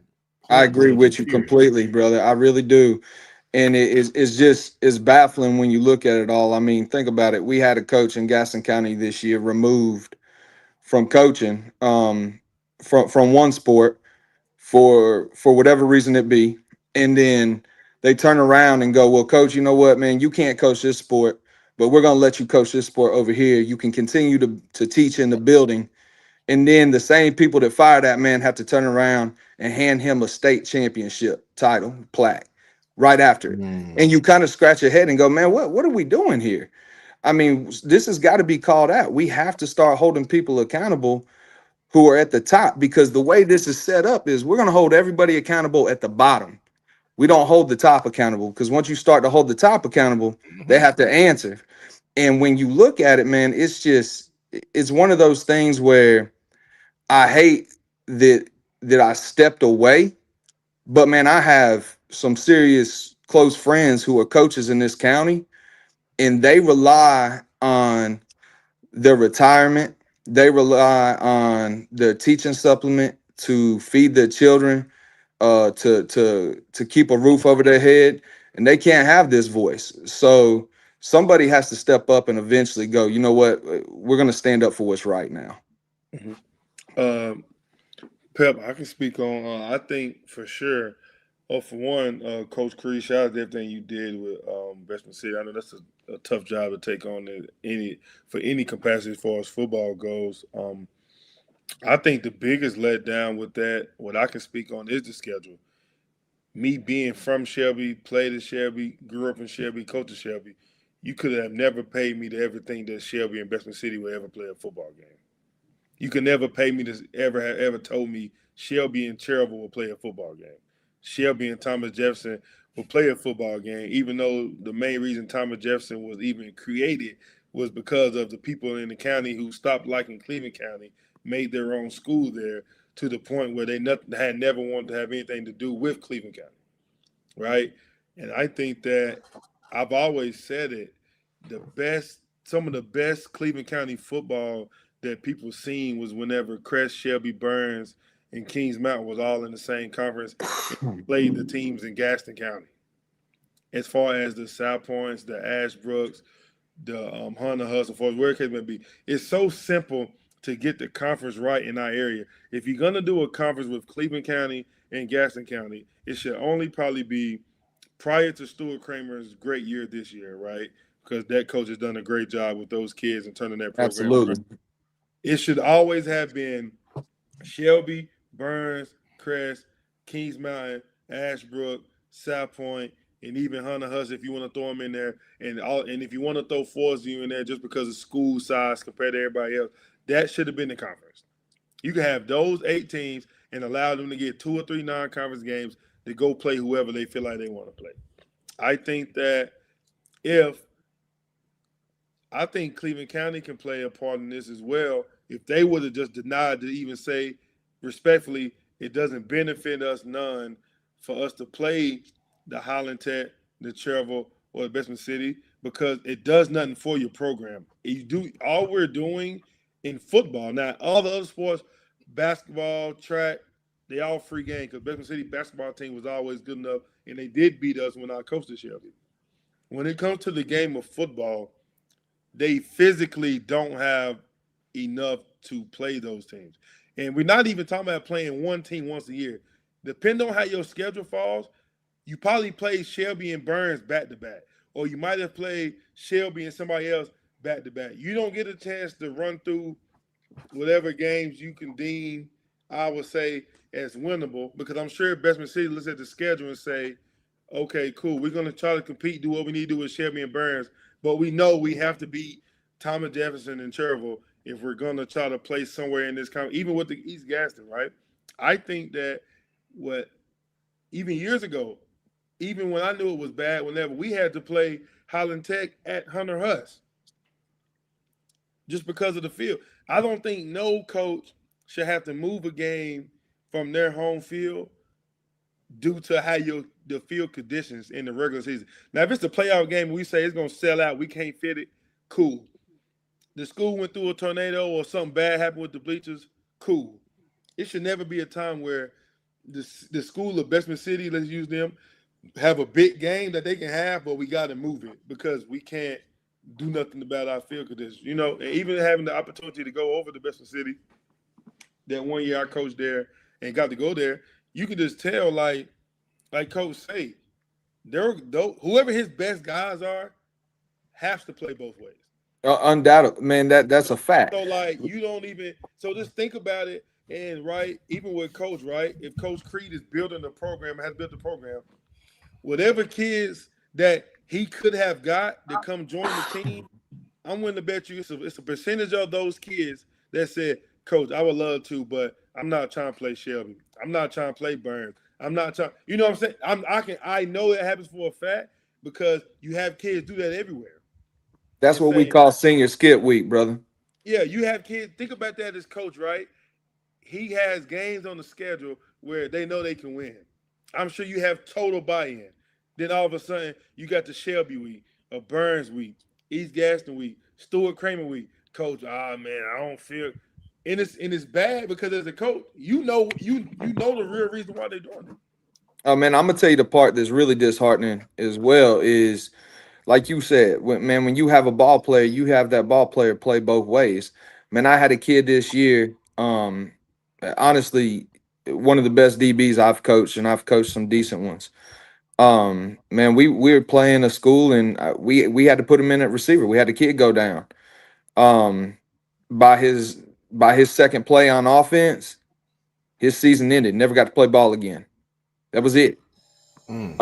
Because we have to put kids in situations that are not beneficial to them because they don't have the reps, they don't get the work necessary.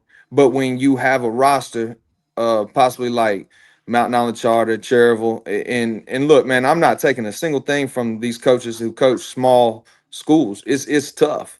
Coach Patrick over at Cherville, man, he's killing it. He's doing a great job with what he's doing, but again, numbers play a major game, especially when we start talking about injuries.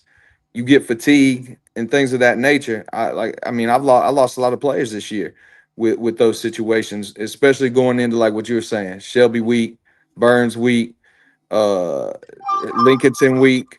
It happens. Yeah, it was rough on y'all this year, and I just think that I don't think nothing was wrong with how the conferences was when I was in school. You always had like the Cherville, Bessemer City, Holland Tech, Thomas Jefferson. I think maybe even Mount Island Charter, whatever case may be. Let those schools play each other. They already had built-in rivalries, and then you just want to split them. It's just, like I say, I think Cleveland County should have said, "Well, Burns and Shelby, no, we're not playing them. I'm not playing you." And if anything, I would have told them I'm not playing I would even like if I was the coach, if I was Beverly City coach, Trevor coach, I'm not playing we won't come. Because at the end of the day, because think about it, we're talking about player safety. So you want my best player to go out there and say 3, 4. Think about it. We're talking about the way the conference is set up, they had 8 conference games. So you telling me probably for 5 games, my kids are at high risk injury. Just due to the physical capabilities of the other kids and the kids I have. That's not safe. And big, the thing was for us too, man. I mean, me and Rob have been working on rekindling this Bessemer City Mountain Island Charter game for Rob. How long we been working on that, brother? Maybe like behind the scenes about 2 years. I mean, but the last year for sure. And I mean, at the end of the day, when you tell me, okay, well, it's a policy that Gaston County schools play other Gaston County schools, and that's a policy in non-conference games, and then every school's not doing that. Well, why didn't Cherville have to? Why didn't Highland Tech have to? Why didn't Ashbrook have to in South Point? And then they go, well, coach, they play each other in conference. I don't care. If the policy's the policy, then it's the policy all the time, because we had a competitive game set up for our kids knowing what the conference looked like. Me and Robert have been working on this for a while. It didn't just affect Robert. It didn't just affect us. It affects Mountain Island Charter and Huss too, because when Huss plays us, that hurts their RPI. So it's a situation that has to be corrected. All right, Coach Dub, I'm gonna give you the last word on this since you've been kind of, the driver for us on this. So, kind of give us a summary here, and what is the next step to try and get this stuff rectified? I think that the next step is just kind of like just doing right by the kids, man. Like, make it about the kids. Make it, what we all go to it about. And I know, me personally as a coach, as coaches, period, our number one job is player safety, more so in football than any other sport, and especially when you're playing small ball football.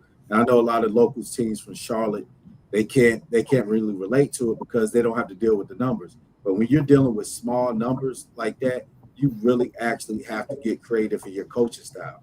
But you can never compromise player safety. And I just think just putting player safety, that should be the first priority, outside of any gate or whatever. It should be player safety. But what I want to do, I want to highlight Coach Creed, man. Kyle, I got a lot of respect for you, brother. The work that you do behind the scenes, because I think you actually do more work that people don't see. The work that you do that no one see is the vital stuff. Like, you're always advocating for your players.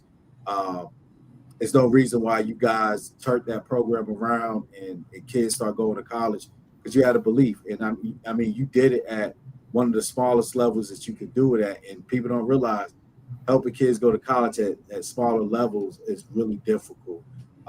And salute to you guys, man. But I just think just putting players first, man. I think that's where it starts. I think we all need to get back to just making it about players. And I'm not just talking about football, but just period. And understand our why. Like, why are we in this field Why are we serving kids? And really truly get down to serving these families and these kids, like, and not make it about anything that's going to be at the detriment of any players. All right. Well, Coach, we appreciate you coming on here and sharing this information with us. As we go throughout the off season, this will be a topic that we'll continue to talk about. And if there's anything that we can do to help push the message, like, being on here and giving a platform to it, we'll be glad to do so. Well, fellas, look, I appreciate the opportunity. Thank you for letting us come on. And man, if you guys need anything, don't hesitate to holler at me. Absolutely. Thank you, Coach. Hey, see you, fellas. Kyle, appreciate you. All right. A lot. That's a lot. I did not know it was. I've been in the background, but I caught a lot of that, and I had caught some of that during the season, like brief snippets, kind of what people would talk about. But he cleared it up, and it's a lot. The problem's a lot worse than I thought it was, man. Just listening, man, and I like that he pointed out things that people don't think about, like you say, putting a kid in a wide receiver that has no interest, might not be a fit, but look, I got to.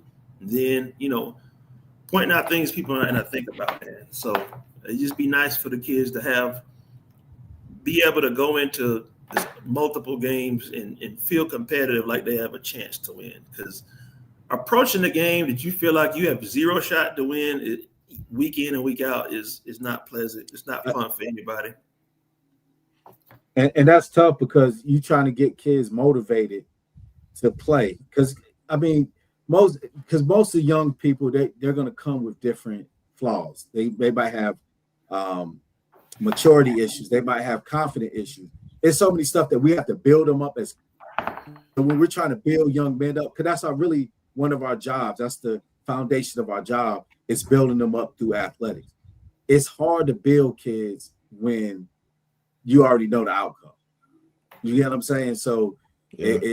If you're in a more competitive conference where you're playing like teams that have the same struggles, like if Highland Tech is suffer injuries, I'm pretty sure Bessemer City got injuries. You know what I'm saying? So it's kind of even Steven in regards to going up face or not. And we're not just talking about Shelby. We're not just talking about Burns. We're talking about Kings Mountain, West Lincolnton. That's tough, man. And I know being at smaller programs, just period, that you struggle with numbers in certain situations. Sometimes some programs struggle with even fielding teams. So it starts creating this snowball effect where kids don't want to go to your school because they think that, oh, we got to play that crazy, because they don't see a light at the end of the tunnel.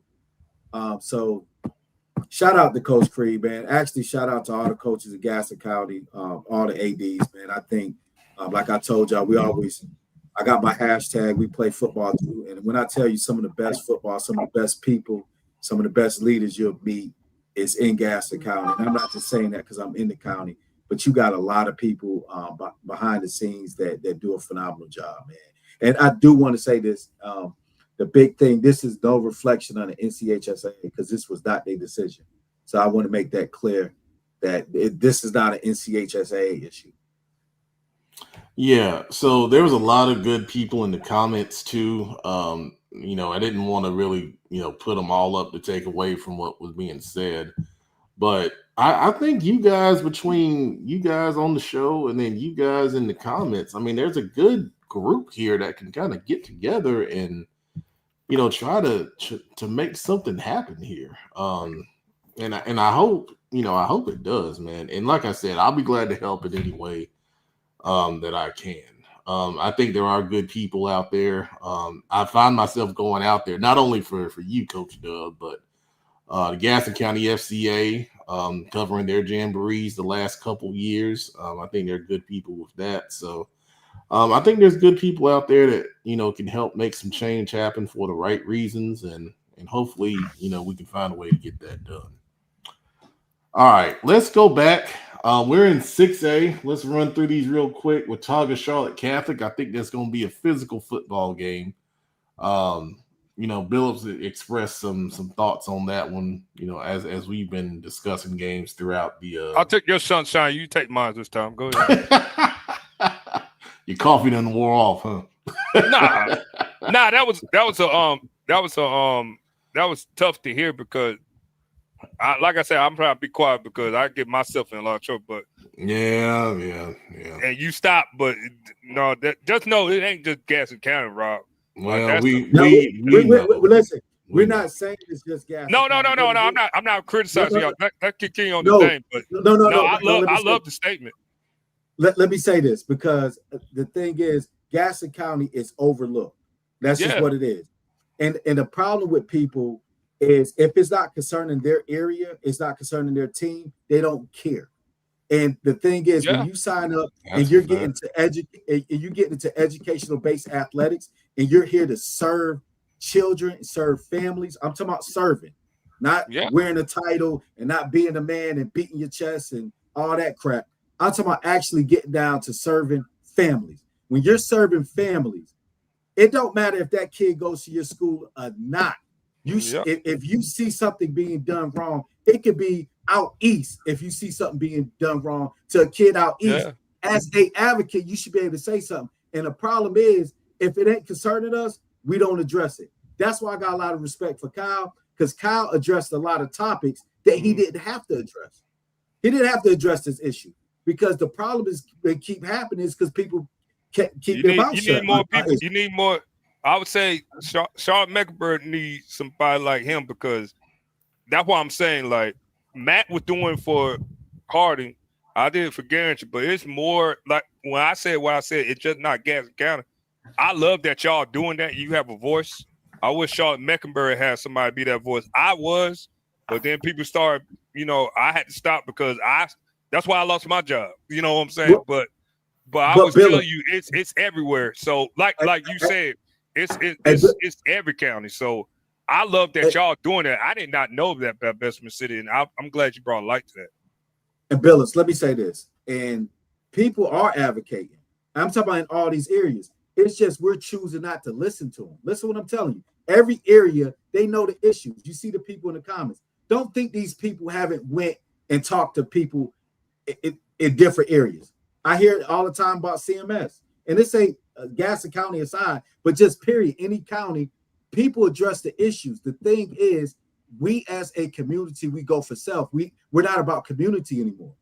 We're not about community anymore. We're about, go this school, go that school. Forget y'all. We're trying to beat y'all. We're not caring about boys anymore. And that's across the board. That's not limited to a county. That's the issue I see. So don't think Billups, like you just said. It's people out here advocating, beating the ground, that's addressing issues as a whole. The problem is nobody cares until it impacts them. Mm-hmm. You can take that and apply it even to a broader perspective too. But that's not this kind of show. Y'all want me to get started. As much as I could, that's why I stopped. Take it there, That's why I'll try to be respectful of the show. We won't take it there. But I applaud what y'all doing in Gaston County. But I didn't want to take it there. That's why I shut up. And when Matt looked at me, I shut up. So I love that. I love what y'all doing. I love it. I really do. I'm looking at the camera. Nah, you gave me the look. Man, I'll stop. I didn't give you no look. Rob knew. Rob saw me about to go. He said, "Get him, Bill." But I love it. Let's go. Okay, I'll talk about we're talking Charlotte Catholic. I think these are two mirror teams. This is gonna be a very fast game because they do the same thing. Catholic, if they could match up with Watauga special teams, they got a good chance. I think Watauga, the only thing they got them on is that special team stuff. But they're very similar. I still like Watauga in the game for some reason. It's just that special team Watauga. You gotta practice for that stuff. You don't practice for Watauga special team stuff, you're not being Watauga. Well, I think the thing with Watauga here is a lot of people think they're just a run team. They are not. They are very balanced. Cade Keller was a Petman player, their quarterback. He's a dual threat kid. He can throw it well. They got a guy in Evan Burrows that can make plays in the passing game from a receiver perspective. and then they're going to formation the heck out of you. They're going to formation, they're going to trade, they're going to motion, they're going to shift. They're going to do all those things, and Catholic will have to be ready for all of that. Now, that being said, Catholic had a shutout last week, 27-0 victory, and I thought their linebackers really played well. Keenan Teeter, Lucas Lipinski, who's a really good kind of hybrid safety / linebacker. The D line I thought played well. All three levels were really, really good. Mm-hmm. To Joe's point, yeah, They are. Ortaga is really, really well coached, and they're not going to beat themselves. So it'll be a tough game for Charlotte Catholic, but if they can get their run game going, they can make it interesting. The good thing is it won't be that cold. I think it's going to be, 75 Friday night? Or somewhere in there. High 75? Hey, they don't say that before. And then when I played AC Reynolds that year, it was 75, but game time there 32 back there. I was like, Lord Jesus. Now I think go ahead. Brandon was right. Brandon was right during the daytime, but no, it could, that night it dips back down during the night. It become the mountains. This game I think is going to be really good. Sun Valley at Freedom. Sun Valley really took it to Olympic last week. Freedom took it to Central Bears. Freedom has athletes. Sun Valley we know has athletes as well. Both senior quarterbacks in Noah Lineberry and Caden Davis. They both have guys to throw to that can be dynamic on the outside. And they both play pretty good defense. So this game could really be a real. It could go overtime easily. I think that's how close this game is. The Freedom fans will come out and support really strongly. I'm excited. I think I told somebody if this game was closer, I would go to this game. I don't blame you for not going to Morganton. It's going to be. I don't blame you for going to Morganton. Getting out of Morganton after 9 o'clock, boys, rough. Yes. Man, I drilled in Morganton, and I tell you off camera. I can't say on camera. Morganton rough. All right, well, let's talk. Oh, well, Joe's got a good comment here. The head coach up there at Freedom, Coach Atkins, is a really, really good coach. He's had success at a lot of places. So now they need people like that. They need people in that area like that. Morganton and Hickory area. You need great leaders, young men, because them young men to go one way. They go the other way very quick. It's just like coaching in Charlotte. It's just a more country version of Charlotte. Like people don't really talk about the Hickory and Morganton, the Lenoir area over there. It's rough. It's rough it's rough. Well, we talking about rough. It's going to be a rough physical football game. We got Ashbrook hosting Dudley. And this game is going to be really, really fun to watch. Hey, you already know what I'm doing. I'm riding the wave, baby. I'm riding that wave, baby. I'm riding the wave, baby. I love what Dudley's doing, but I don't think Dudley's ready for the physicality of Ashbrook. And I think they don't go out there and they don't punch him in the mouth. I don't think this is the same Dudley team. I'm really am excited to watch this game. But I really like what Coach James and them doing over there. I love that. That's my boy. So I'm biased. That's my one biased team. You think I'd be biased to West Charlotte and be biased to Ashbrook? I'm riding the wave, baby. Last week Ashbrook, was down to Statesville at the half, and then they were able to come back and win. And we talked about buys and how they could kind of break the rhythm of a team. I think we saw that with Ashbrook. They were undefeated, obviously, going into the playoffs, had to buy. They got that win, not playing their A game. And then when you see great teams not have their A game and still able to win, that is a really good sign. We saw that with Creek. Because Creek obviously didn't play their best game last week. What happened? Right. So I think you're going to get the A game of Ashbrook, and that's going to be tough for Dudley to handle.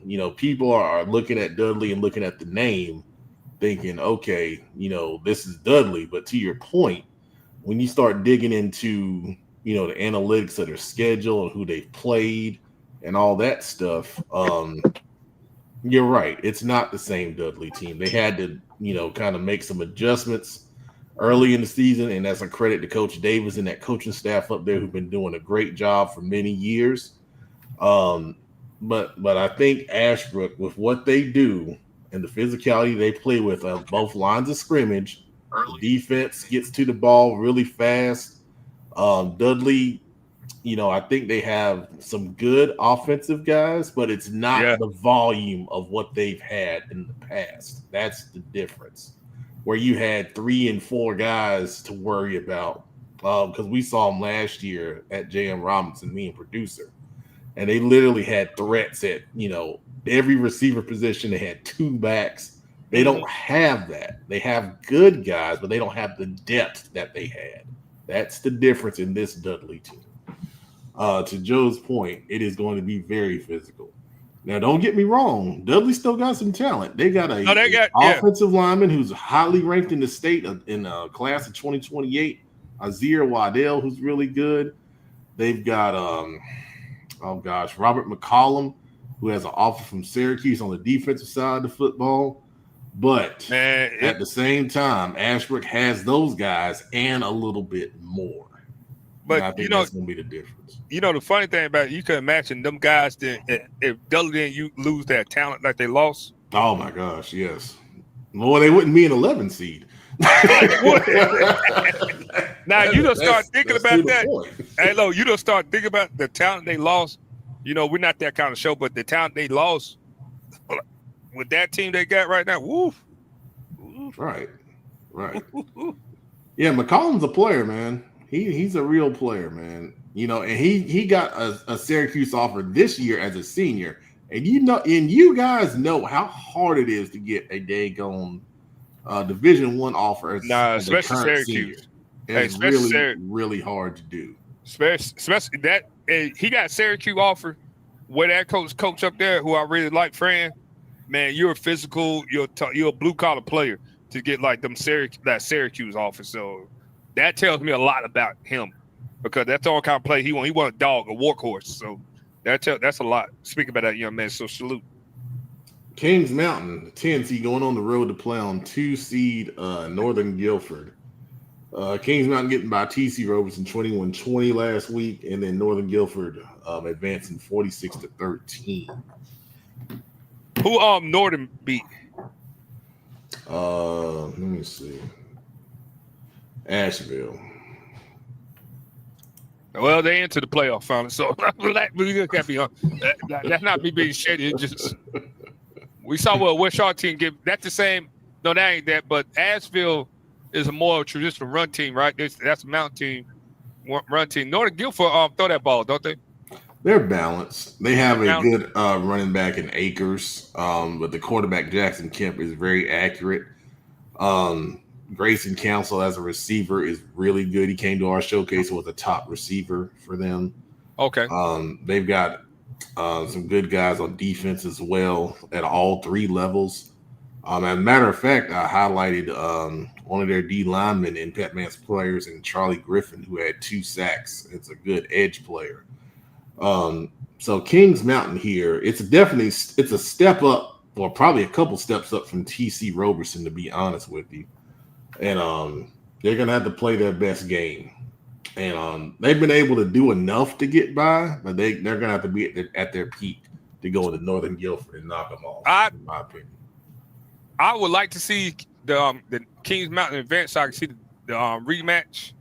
But like me and you said, I think they might be looking ahead. And I hope they don't, because that Northern Guilford team is good. Who, Kings Mountain looking ahead? They might, man. No, you can't afford to do that now. Some teams do. 5A, South Point is hosting Monroe. Interesting game here. I like Monroe in this game, boy. I really do. Monroe definitely rebounded from their start, man. Yes. Definitely. They play a tougher schedule. They play West Charlotte and all that. They don't play. Monroe don't play schedule. Now, as Washington would say, they do not dodge smoke at Monroe High School. No, they don't at all. Hey, guys, don't you love that Rob talking? His mic is muted. And it's just unlike it's funny. You gave that passionate speech about 5 minutes ago. Yeah, and they then muted muted Mike. yourself, and now He got now phone. we He got can't phone hear call. you. You had to answer that phone call right quick. I Now, saw. now my phone kept beeping, and I ain't want to go across. He But ain't wanted to whistle. Yeah. At the end of the day, it's a contrast of styles. Honestly, I like South Point. I know Monroe's playing good, but at the end, it's going to be who can assert their style of play. And if you don't know how to stop that red bone, you're going to be in for a long night. And some people don't know how to stop it.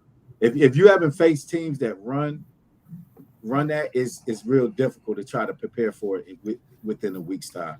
I think that's why they stick with it, because it's such an anomaly. Like you don't. It's so old school, and you don't see it anything like it week in, week out. So when you get to them, it's like, okay. Well, it's almost to the point now to where if anyone coaches there, you have to run the system. And like you could never change the offense. Nope. Like you can run whatever you want on defense. Hey, look, here you go. There you go, right there.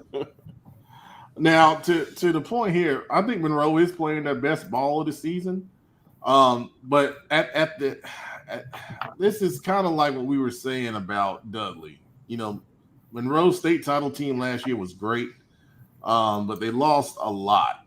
You know, the graduation, and that, you know, the coach Sal's credit, they pulled it together after a tough start to the season, playing all those tough teams, and they're playing their really.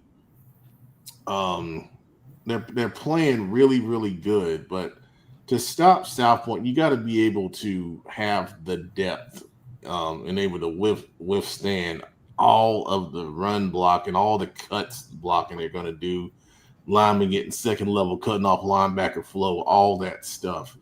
And it's going to be tough. It's going to be tough for them to do it for 4 quarters. Their best bet here is offensively. If they're able to, you know, get South Point into space and make something happen in the pass game over the top. Bryson Simpkins has been playing really good football from the receiver spot here lately. That's their best bet here to kind of win at a high scoring pace like they did against Mount Pleasant earlier this season. That's kind of the formula for them. They didn't really shut Mount Pleasant down, but they were able to outscore them. And that's if they're going to win here, that's what's going to happen. Now, on the other side of this is another mega game. East Lincoln going to Crest. Mm-hmm.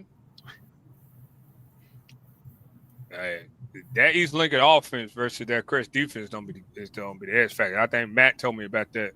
So I'll let him lead this one. But everybody know what I feel about East Lincoln. That's a very exciting team to watch.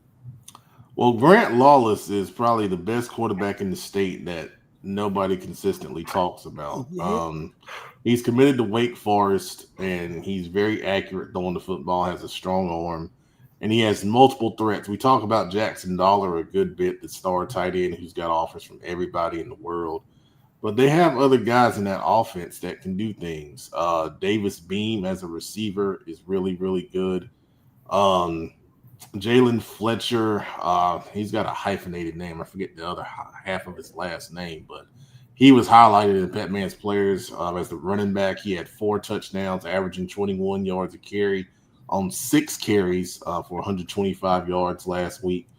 So you can't get, fixated on the passing game for East Lincoln because they do have a good solid run threat there. Now, Crest is playing really good football also. Their quarterback, Eli Hamrick, 6 touchdown passes in the first half last week against Concord. That's and crazy. A rushing touchdown. That's insane. We accounted for 7 touchdowns and a half. Half. So he's playing some really great football too. And Crest has multiple threats at the receiver spot to get the ball to. That's going to be the big thing here. Can the East Lincoln defense slow Crest down? I think Crest has, some offensive. Not offense, but some defensive guys. Obviously, especially in the secondary with Pluto Surratt and Lyric Pettis, highly regarded defensive backs that can help slow the passing game down some. So it'll be really interesting to see if East Lincoln can slow Crest down. That's going to be the big, big key for this one if they're going to win at Crest. And there's going to be a ton of fans there. Our guy, Shay Shottam, is going to be there doing highlights. I told him to get there early. When you go out to Crest, you go past Shelby, and it feels like you're driving like another 30 minutes.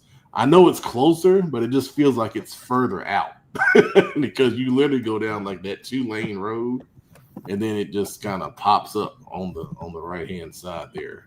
It's technically in Boiling Springs, so yeah, we've been down there. That wasn't too long ago. Last year, yeah, when they played Ashbrook. Yeah, pretty recently. Yeah, very nice people down there. Joe, the comment, Chris has been underrated against the run this year. East Lincoln is 1-13 against Cleveland County opponents. Oh boy. Wow. Did not know that. Very specific stat there. All right. Well, it's getting late. I know I said we were going to go through 4A, so I'm going to run through whatever else we got here. Let's see here. Hickory and Franklin. I think Hickory's a big favorite in that one. On the other side of that, we got what's wrong with my bracket? There we go. We got J.M. Robinson. Now, this is an interesting game. J.M. Robinson and Oak Grove. Oak Grove has been one of those teams that has been knocking at the door. They kind of hit that second, third round ceiling the past few years. And they've been playing well. They won 36-7 last week. But of course, we saw J.M. Robinson a couple weeks ago. They beat North Davidson last week, 42-0. And they're playing really good football. Obviously, it starts with the run game with J.M. Robinson. They get that going. Then they'll build off of that with their passing game. Defensively, they play fast. Oak Grove has got to match them early. They can't let J.M. Robinson get out to a 14-0 lead and start playing from behind. And then the fans get into it. And, it's like a boulder rolling downhill if that happens with that J.M. Robinson team. Joe's got J.M. Robinson in this one big. Wow. Yeah. Robinson hasn't lost since week 1, right? And I was against Myers Park. Yeah, a team that's 2-3 levels up. Yeah, so they've been they definitely on a hot streak, man. So yeah, we saw them. When we saw them, definitely were clicking on all cylinders. Same thing last week. I mean, that's another team that's just peaking at the right moment. Mm-hmm. Absolutely. All right, 4A. We'll finish it out for us tonight. We got Brevard and Burns, and that can be a really good game. Obviously, we've seen Burns in the power run game led by Max Davis. They've had some other guys step up in the run game here the past couple of weeks.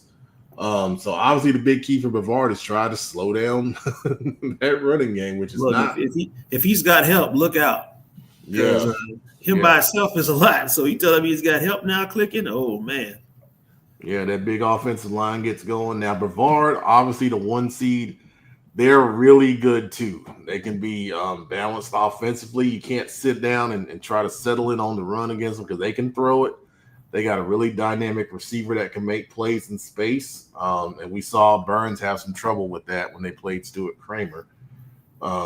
So this game could be really good, though. And I think it will be. Burns has played some tough teams, so it won't be anything they haven't seen before. And that's what the question Joe has here is good. Now, they've seen Shelby, and they almost beat Shelby off of a field goal. So I don't know if this one receiver can dominate the game per se. It'll be interesting to see how Brevard, tries to loosen him up and open them up in the passing game when they have to throw it. First and foremost, though, Burns will have to stop the run, and then you kind of stair step your way, through the game plan there.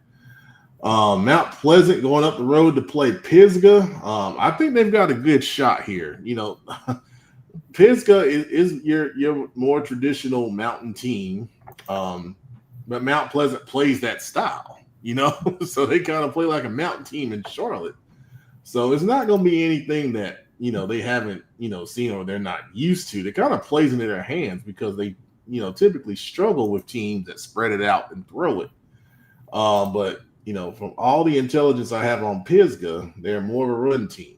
Now, their quarterback is actually pretty good, but they don't throw it a lot. He's thrown it 108 times this year compared to 419 rushing attempts. So, and this Pope, the running back for Pisgah, is really good. Almost 2,000 yards on the year, 27 touchdowns. So that's going to be a big key here. But I think Mount Pleasant can match up with that. So I'll be real interested to see how that one plays out. The bottom side, we got Maiden and Newton Conover. This is a rematch. Newton Conover defeated Maiden in double overtime earlier this year, 19-13. So this game's going to come down to the wire, and it's going to be a really big crowd up there.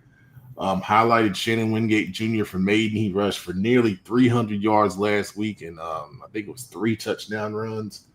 Queen City Senior Bowl selection. So, yeah, that's going to be a fun one to watch right there. And then to finish it off, we got High Brighton, the 2 seed, hosting Stuart Kramer, the 7 seed. Stuart Kramer having this. Joe, correct me if I'm wrong, but this has got to be Stuart Kramer's best season in school history, making the 3rd round. And I think they've got a real shot, to keep going here. They put up 60 last week against the dangerous Bandies team. They gave up 49. They had some trouble with the pass, but High Brighton is more of a balanced team. Bandies is more of a spread, throw it around, kind of offense. So they do have a good quarterback at High Brighton, as we talked about, Elam Lifford, who, came from Independence. So he can throw it, but they're not going to, sit there and throw it, every other play, kind of like what Bandies did. So I think they'll match up better as far as trying to slow down the High Brighton offense here. But Clee Phillips, the quarterback for Stuart Kramer, dual threat, had a great game last week. 4 touchdowns on the ground, 172 yards rushing. And they can throw it too to kind of keep you off balance there. Q Hawkins, the hybrid wide receiver tight end, will be a really important player here too. And I wish Coach Simmons and Stuart Kramer the best in this one as they head up to the foothills here. Joe, with a comment here, High Brighton linebackers will be key. East Rutherford took advantage of their eyes and hit big gainers. Want to see if Kramer can do the same. Yeah. There's that zone read that Stuart Kramer employs. So, that's a good point right there. If they're going to have trouble with that, McCorkle and Phillips could have a really, really big day running the ball. And then they get Fortenberry in there when they get to that kind of, power short yardage set. He had 3 touchdowns on the ground last week. So that's another key guy to watch there. All right. 3A, 2A, 1A, you guys, good luck. Play safe. We don't have time to get to you tonight. We had a lot of good discussions on the show, and it looks like it ended with us. Last 2 standing, man. That's cool, man. That's cool. Good luck to everybody. There was a question up here.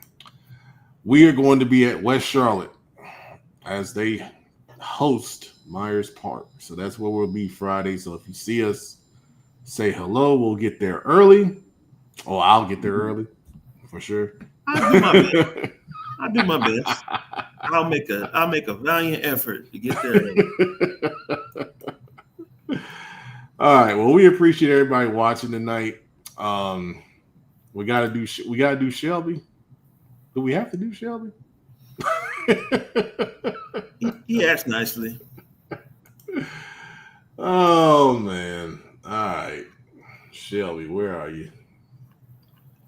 They got Shelby and Mount Airy. Okay. So Mount Airy, really good running back up there. Really, really talented. Okay. But what Shelby does very well is they put offensive pressure on you. Okay. Last week they put 65 up on East Rutherford, who has a really good running back as well. But they keep scoring on offense, and they force you to try to keep up with them. And Mount Airy, really traditional program, really great fans. They're going to pack it out up there.